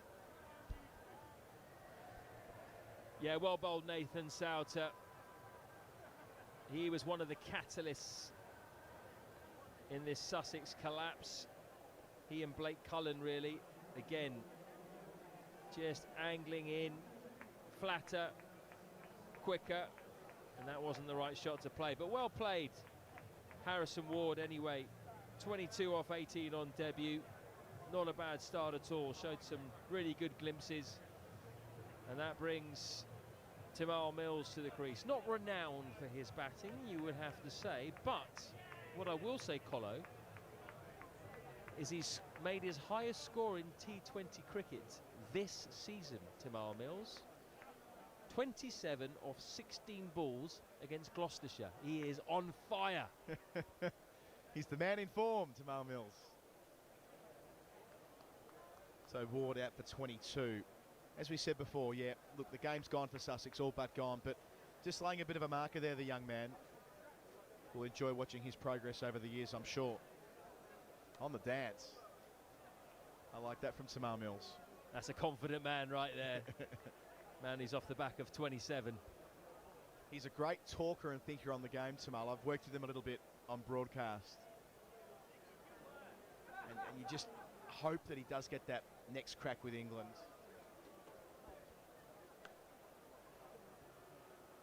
And I suppose it can't hurt coming in here and making some runs. I mean, I suppose in his case, it won't be about showing that he can go up the order. It's more about establishing that if coming in at 9 or 10 for England, that he won't be a liability.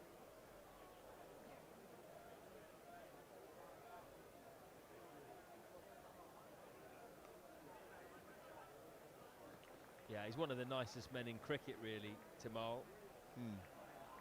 As you say, thinker of the game. I think he does a podcast called The Pace Journal.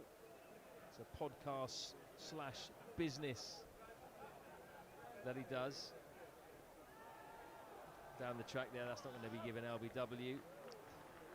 So that's Nathan Souter's 4 overs complete. 4 overs, 3 for 13. The wickets of Thomason, Bopara and Ward. Through a couple of spells, and he really didn't give them anything. With his first delivery, he knocked over Thomason with that top spinner that he gets through so well. It was the wrong one that saw the back of Ward, and between times, Ravi Bopara, big top edge, receives generous applause out there on the grandstand side of the ground. 5 overs to go from here. Sussex need 80 and 30 balls. If they win from here, I think it's the greatest comeback of all time.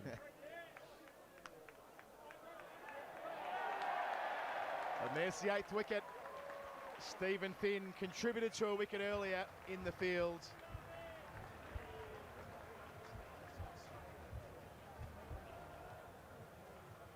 Actually, Blake Cullen picking up his 3rd. I thought it was Finn starting a new over, not to be. The lesson here, watch with your eyes, don't look at the scoreboard. Blake Cullen has 3 wickets. It's Beer, the man to go. The 8th wicket falling with Sussex on 87. It's been a grim second half for the visitors. Who'd have thought it? 87 for 8. Did not see this coming at the start of the run chase, I have to say. I thought 166 would be well within reach of Sussex. At least they'd have a good chance of getting close. But Middlesex have been absolutely stupendous with the ball. They've fielded well as well. And now you'd have to say, Colin, the focus really for Middlesex here should be net run rate, because their net run rate has taken a bit of a pounding with those early losses in particular. 2 heavy losses in the first 2 games against Surrey and Essex. If they can get Sussex out of here for under 100, that's going to do their net run rate a world of good. Archie Lennon, 16-year-old Archie Lennon to the crease. What a moment for him in front of 6,500 at Lord's. Bowled well. 1 for 15 from his 2 overs.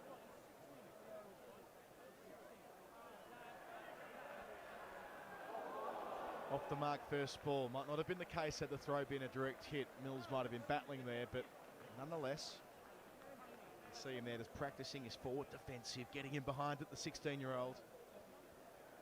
Well, it's a 19-year-old bowling to a 16-year-old. Yes. Which you don't see too often in professional cricket. Well, can you imagine it? Walking out there, in all probability, he'll be facing Tom Helm or Stephen Finn. In the case of Finn, all those international wickets to his name. And Cullen, I suspect, might have a few to his name by the time he's done as well. No fast bowlers union anymore, is there? No. Take it in short to the other fast man.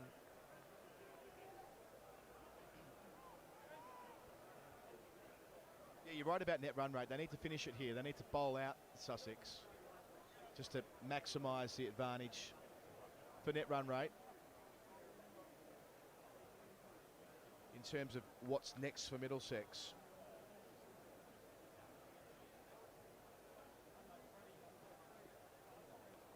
Another play and miss.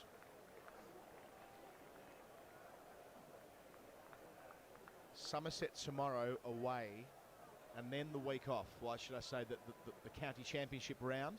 Middlesex are going to be a big part of the Cheltenham Festival. So they're playing Gloucestershire in a 4-day game and then a T20 next Friday, but tomorrow at Taunton. That's a blockbuster suddenly. Certainly for the visitors, Middlesex. Thrice now Cullen has gone past Mills' outside edge when trying to steer him to third man. Nowhere near it. We don't have a speed gun, sadly, here, but I reckon he's bowling mid-80s at least. Looks quick from side on anyway. So Somerset dropped the game to Essex a couple of days ago. I assume they'll use the pitch that they were on last night for the international. 4 times in a row, Cullen has gone past the outside edge of Tamar Mills to finish.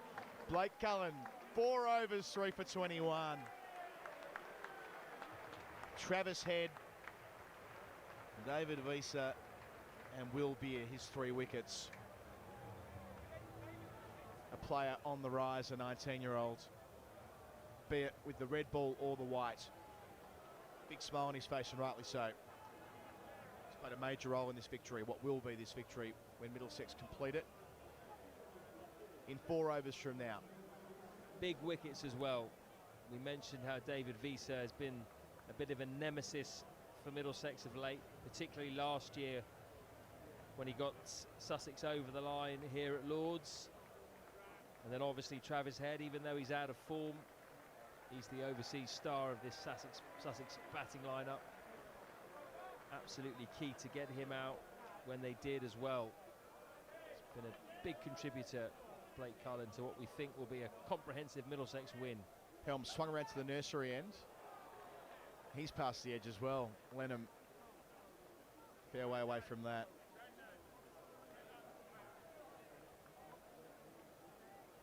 Might be time for they miss you hit, I think.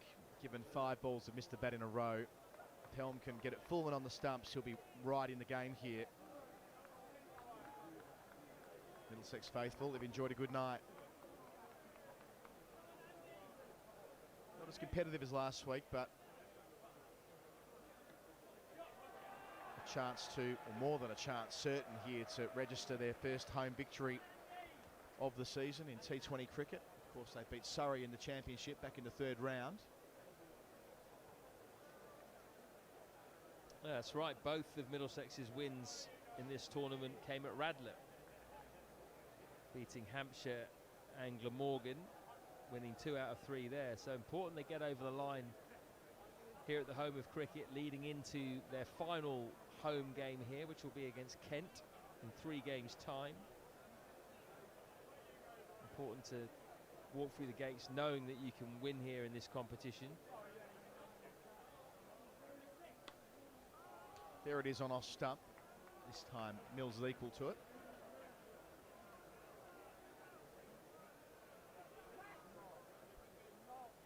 So yeah, Somerset away tomorrow, which they're all must-win really from now on. That's not going to be easy. Somerset have just signed Devon Conway. We all know how good he is if you watch the Test match or Test match series in the World Test Championship. Tom Banton's back in form. Just got a rapid century a couple of games ago, opening up with Conway. Full toss. A chance for Max Holden. Not quite. For the briefest moment, I thought he was going to have a pop at that and dive, but wasn't quite there for it. Well, the crowd wanted him to. The crowd here in the mound stand lower, urging him on to try and get there, but in truth he was never going to be able to. Yeah, so in terms of the teams that are above Middlesex, they'll jump to 7 points. Somerset are on 10, but good opportunity playing teams above them on the table. Of course, only 4 of the 9 teams go through to the quarterfinals. As for Sussex, they play Glamorgan tomorrow at Cardiff, so straight on the road for them on the motorway tonight, presumably. Then Essex at Hove the Friday after. Between times they play Glamorgan at Hove in the county championship in Group 3, where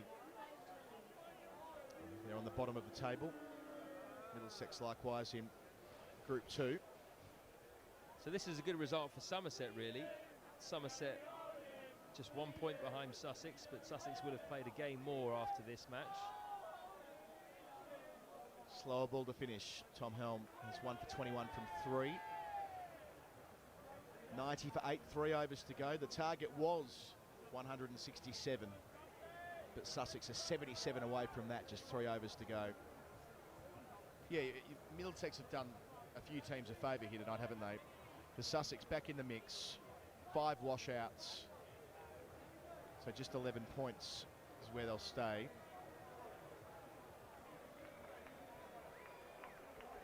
Five washouts really is incredible, isn't it? When you think that no other team has had more than 3. They've just been so unlucky with the weather down in Hove. Would be a shame if they didn't go through to the quarterfinals off the back of that. Wouldn't be particularly fair. And you do think once they get some of their big guns back, they're going to be a real force to be reckoned with. Here's the skipper. Chipping over mid-off is Mills and doing it well. Couple of bounces and skipping over the rope in front of the Warner stand. Mills is 6. I think he did Tamar a bit of a disservice there, Colo, saying he chipped that one over mid-off. It was better than that, wasn't it? He absolutely belted it, really. A great timing. Just a short arm jab, but he managed to sort of skim it over the top of mid-off and bang it into the boundary boards. Yeah, that's fair. A correction. It was more than a chip. I think it was more just to do with how modest the backswing was, but if you can time it that well, you don't need much of a backswing. Might be worth going around the grounds, actually, to the other game in the South Group being played right now, and that is Gloucestershire Somerset over at Bristol. So Somerset need 36 to win from 25 balls. They should do that from there. They're only 2 wickets down. They've got Conway, funny that, on 69 of 55 balls still there. Conway's always in the middle. I think I've been watching Devon Conway bat for a month. Devon Conway, yeah, he's not been out for 2 years. So that'll mean, assuming they get the points there,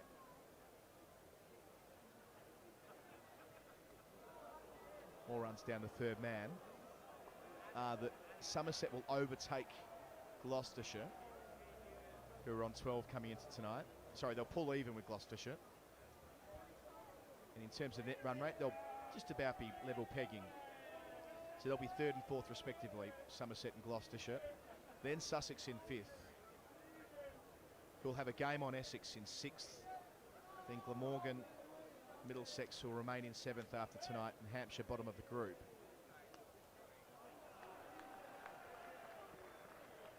Played Archie Lennon, he's getting a big cheer every time he gets bat on ball. There's a strong Sussex contingent over on the other side. I can hear them over near the Warner stand.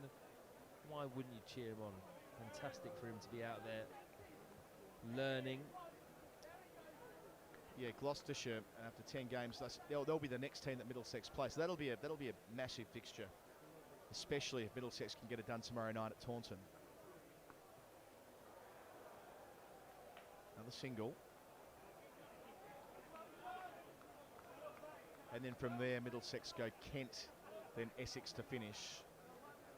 Kent currently in 2nd position, and Essex 1 game ahead of Middlesex as the ladder currently stands after 10 games, or how it will stand in about 10 minutes from now when Middlesex complete the job here.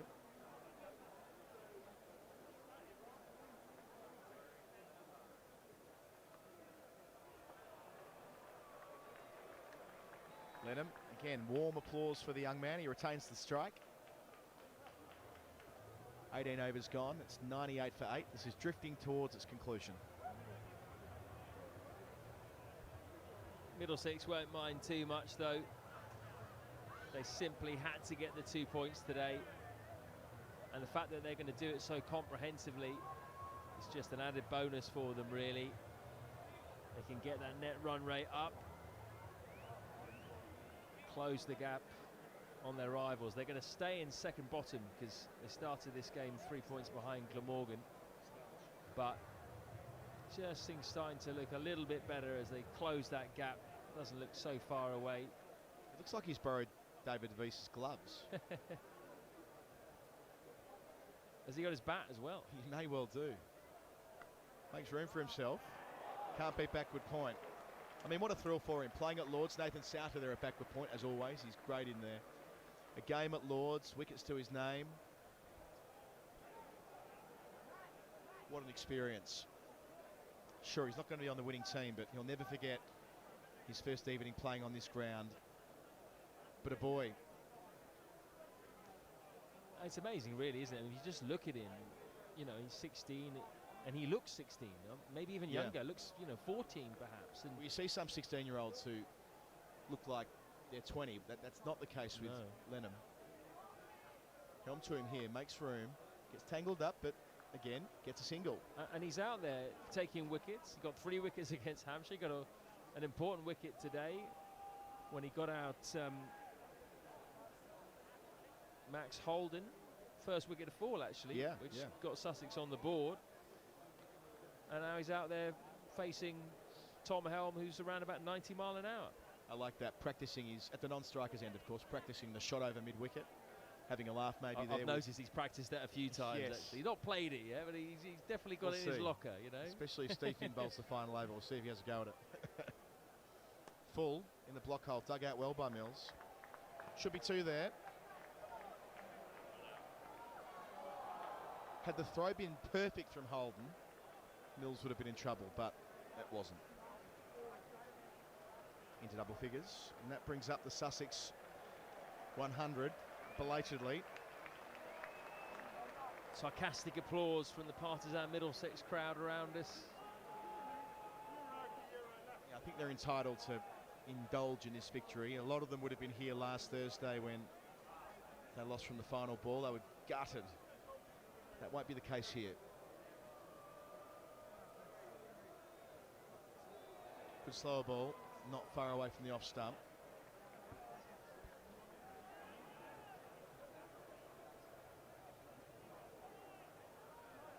Yes, from a net run rate perspective, they would relish collecting his last couple of wickets. 8 balls to do so.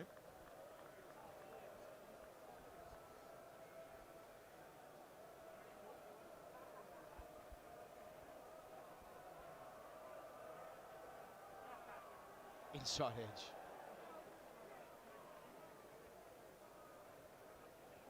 The Yorker right on it there from Helm.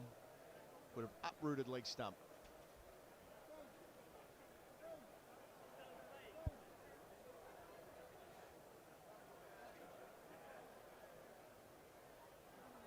It's been a good comeback, this by Helm. We haven't quite seen the best of him so far this season. I think he needed a couple of games to blow the cobwebs out after he got COVID.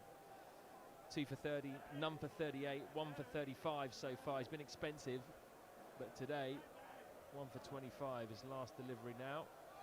And he'll finish with 1 for 25 off his 4 overs, so a welcome return to form for him.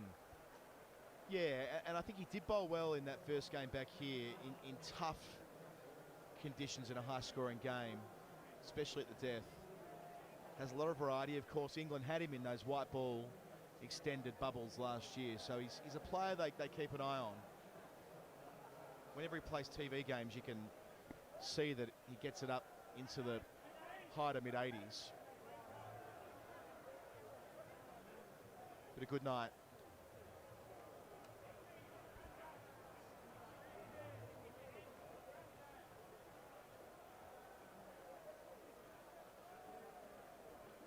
Tom Helm getting a warm round of applause as well from his fan club down there in the corner. Fin to finish, Mills swings and misses. Worth noting, of course, that Helm did pick up the crucial wicket of the captain, Luke Wright.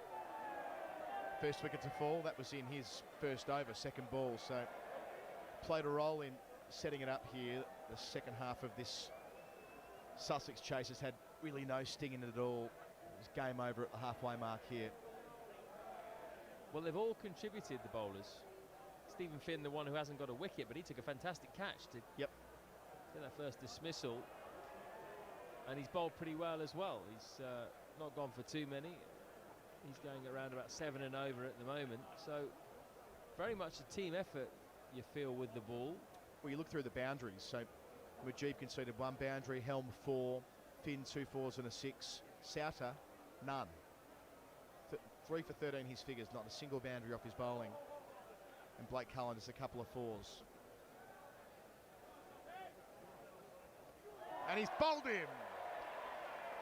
Finn gets a wicket. Finn joins the party. All 5 Middlesex bowlers in the book. Beautifully executed, slower ball. Often the way to go when you're bowling at tail enders. And it was one swipe too many for Tamar Mills. He was trying to hit that one over the pavilion, I think. And he just connected with fresh air. So that really has rounded off the night beautifully as far as Middlesex are concerned. It's great when every bowler takes a wicket. Can they bowl out Sussex inside the 20 overs? Well, they'll have to get through a man who's just announced his retirement, Mitchell Clayton, and he was magnificent on his comeback to T20 today, to the first team with the ball, 1 for 31. And check out that arm guard. He's not got that out of his bag, has he, for a couple of years, I reckon. That's saying things, that arm guard. That's like a Jack Russell arm guard. It reminds me of Chris Rogers' arm guard, actually.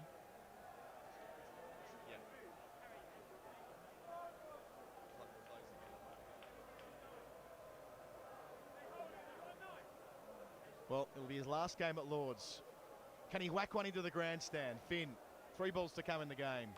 He certainly tries. It's in that direction.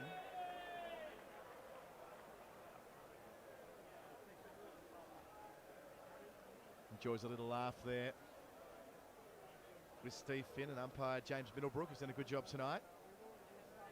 You can just tell Mitch Clayton's loving every minute of this, isn't he? He's loving being back out there in the limelight, despite the situation.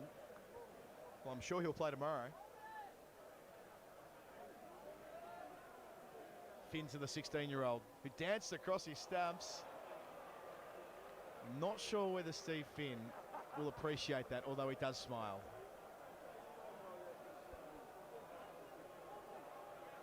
So Lennon will face the last ball to complete the job entirely for the perfect finish. It'll be a wicket here. Get the 10th. See the crowd getting excited. It's like it's a hat-trick ball or something. They want to see a wicket. Can he do it? Last ball of the game, across the stumps again, and Archie Lennon doesn't make contact. He finishes on 5 not out. Oh, hang on, run out. Has he been run out there? I don't think so, but he was on the walk at the end. I might look for further advice from the scorers. What we do know is that Middlesex have won this game by a mile. Sussex finishing on 103 for 9. Middlesex victorious by 63 runs. All 5 bowlers got themselves at least 1 wicket to run through from the top. Mujib 1 for 17 from 4. Tom Helm 1 for 25 from his 4. Stephen Finn 1 for 26. And then Nathan Souter, the leg spinner, exceptional. 3 for 13. Likewise Blake Cullen, the 5th bowler used, but 3 wickets for himself. 3 for 21 from his 4. A thorough performance from Middlesex in defence of 166 for 7. At the halfway mark it looked a little light, but they did get that brisk start courtesy of Stevie Eskenazi. 59 from 35 balls, the highest scorer on the night, and it gets Middlesex 2 valuable points in this South group, their first win at Lord's for the season. Matt Floyd. And it was arguably their best all-round performance, you'd have to say. It rivaled the Glamorgan game on that front. It really feels as though Middlesex have just found their feet in the last 3 or 4 games or so. They haven't won all of those games. They should have beaten Gloucestershire at Radlett. Lost to a 6 off the last ball. Should have beaten Essex here. Lost to a 4 off the last ball. But the last 2 games, they've been really comprehensive against Glamorgan and today against Sussex. And I think perhaps the most pleasing aspect for them has been the bowling, because the batting has actually been pretty solid all year. They've only scored under 162 once all season. But the bowling have been a bit unreliable. Not so in the last 2 games. Glamorgan restricted to 170 at Radlett, which was below par, and then this today, that was not a 103 for 9 pitch. No, it wasn't. It was a belter. But, yeah, I think the pace-off today with Middlesex as well, whether it was Cullen or Finn or Helm, and then Nathan Souter, I mean, what a performer he's become. It's that top spinner, it's the wrong one. Both of those deliveries took wickets tonight. It's the pace and the consistency. He's on the bat, he's on you so quickly. It makes it hard to swing the bat. Didn't concede a boundary across his 4 overs. So many dot balls along the way. He's class, playing at the very peak of his powers at the right time of the season. Middlesex are still alive. Yes, they'll need to win all 4 of their remaining games going down the straight, but they're finding form just when they need to. I'm believing at the moment, the way they are playing, they look like a different side. I think the 2 overseas players have had a big impact on that front. Majib has come in the last 2 games and got Middlesex off to a great start with the ball in the power play. I mean, he doesn't go for any runs, does he? He goes for, on average, 6.7 and over all T20s, and he's come here and gone for under 6 and 4 and over in his 2 games. Mitchell has been brilliant with ball and bat, has added something, and I think it's rubbed off a little bit on the other players. Cullen, we've got to finish talking about Cullen, really, haven't we? Because the way that he started his T20 career here in front of a big crowd, getting taken off for bowling 2 beamers, 2.1 overs for over 40, and then coming back the way that he has. When he came on against Hampshire, he was the person who turned that game at Radlett when Hampshire were going great guns at the beginning of their innings. He came in and picked up quick wickets and got Middlesex back in the game. And today he was once again the one who really opened things up for Middlesex. He's got some key wickets as well, Visa and Head. Yeah, I agree with all of that. We've been saying it we're into his 2nd year of saying it, that when Blake Cullen is bowling, stuff tends to happen. He's just got that aura around him. He's got wheels, he's got a decent slower ball, he's got a sharp bouncer. That's a good package. I mean, whether it's red ball or white ball in the future, I mean, 19 years of age, we've got to be careful not to get ahead of ourselves here, but I'd be very surprised if he's not pushing for higher honours in the years to come. He just reeks of an international bowler. Yeah, not yet, of course. He's 19 years old, but everything's in the right place, and he's a wicket taker. Got a lot going his way. Quick word on Sussex. Once they get their players back, do you think they will make the quarterfinals? It's tough, isn't it? I suppose the fact that we're back to the county championship next week means that even if they were to lose tomorrow night when they play out at Cardiff against Glamorgan, they're still in a strong enough position that they'll get their players back who have been taken out of the side at the moment due to isolation after the positive COVID case in the camp. So that will mean that they have time if they're good enough. Excuse the cliche. They'll have 3 games in that scenario to win 2 of them. They might need to win all 3, but the fact that they laid a foundation and won 3 games early in the season means that they're going to be in this all the way to the final day and all the way until the end of this group stage of the competition. But, I mean, you can see tonight, even though we saw young Harrison Ward, who on debut made 22 and looked the part, and I expect he'll be used again, and Mitch Clayton, another one of those replacements, and he's in his first game of the 2021 season at senior level at T20, in the T20 Blast rather. I expect he'll keep his spot tomorrow too. Why wouldn't he? So the replacements, nothing particularly wrong with them, but there is some fragility there. It's fairly obvious that they've been. I mean, you had Chris Jordan, who couldn't play tonight via injury. You had George Garton, who's with the England team right now. That's a different looking team across the board. Rashid Khan coming back for the final 2 group games. That's right. That's going to be key for them, isn't it? But with Middlesex, this is what's to come. Somerset away tomorrow. Gloucestershire away, that's going to be a tough game. They looked a really organised side when we saw them at Radlett. Kent home here, and then Essex away. So it is a tough run-in. They're going to have to be at the top of their game for every match, but it is possible. The way that they are playing at the moment, I'm suddenly a believer, Colo. I wasn't 2 or 3 games ago when results were going against Middlesex. Suddenly I'm a bit of a believer now. They've got to run the table, and I think we've talked about this off the top, that sometimes when you're in a situation where it's do or die, it can change the thinking, it change the mentality of a group, and they can play it liberated of worrying about other connotations and permutations and games around the country. If they just keep winning, they'll be there in the quarterfinals. A long way to go. They'll have to win 4 more from here on the bounce. Very difficult to do in T20 cricket to win 5 in a row or 6 in a row. Of course, they won their most recent game over there at Radlett on Sunday, a washout on Monday. But still, I think that with Eskenazi batting the way that he is at the moment, you have every right to believe, I think.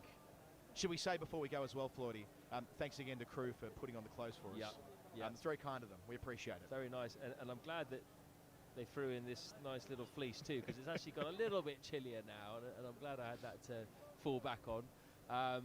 So make sure you tune in for that game against Somerset, which is down at Taunton tomorrow. Crucial game, must-win game for Middlesex. We'll be back for the game against Kent, the final home game here at Lord's, which is in 2 games' time. That's going to be a big occasion. Final game that we will stream in terms of the blast, but don't worry, we're going to stream all of the Royal London games as well, and the remaining 2 home county championship games too. So Middlesex are alive. Keep believing.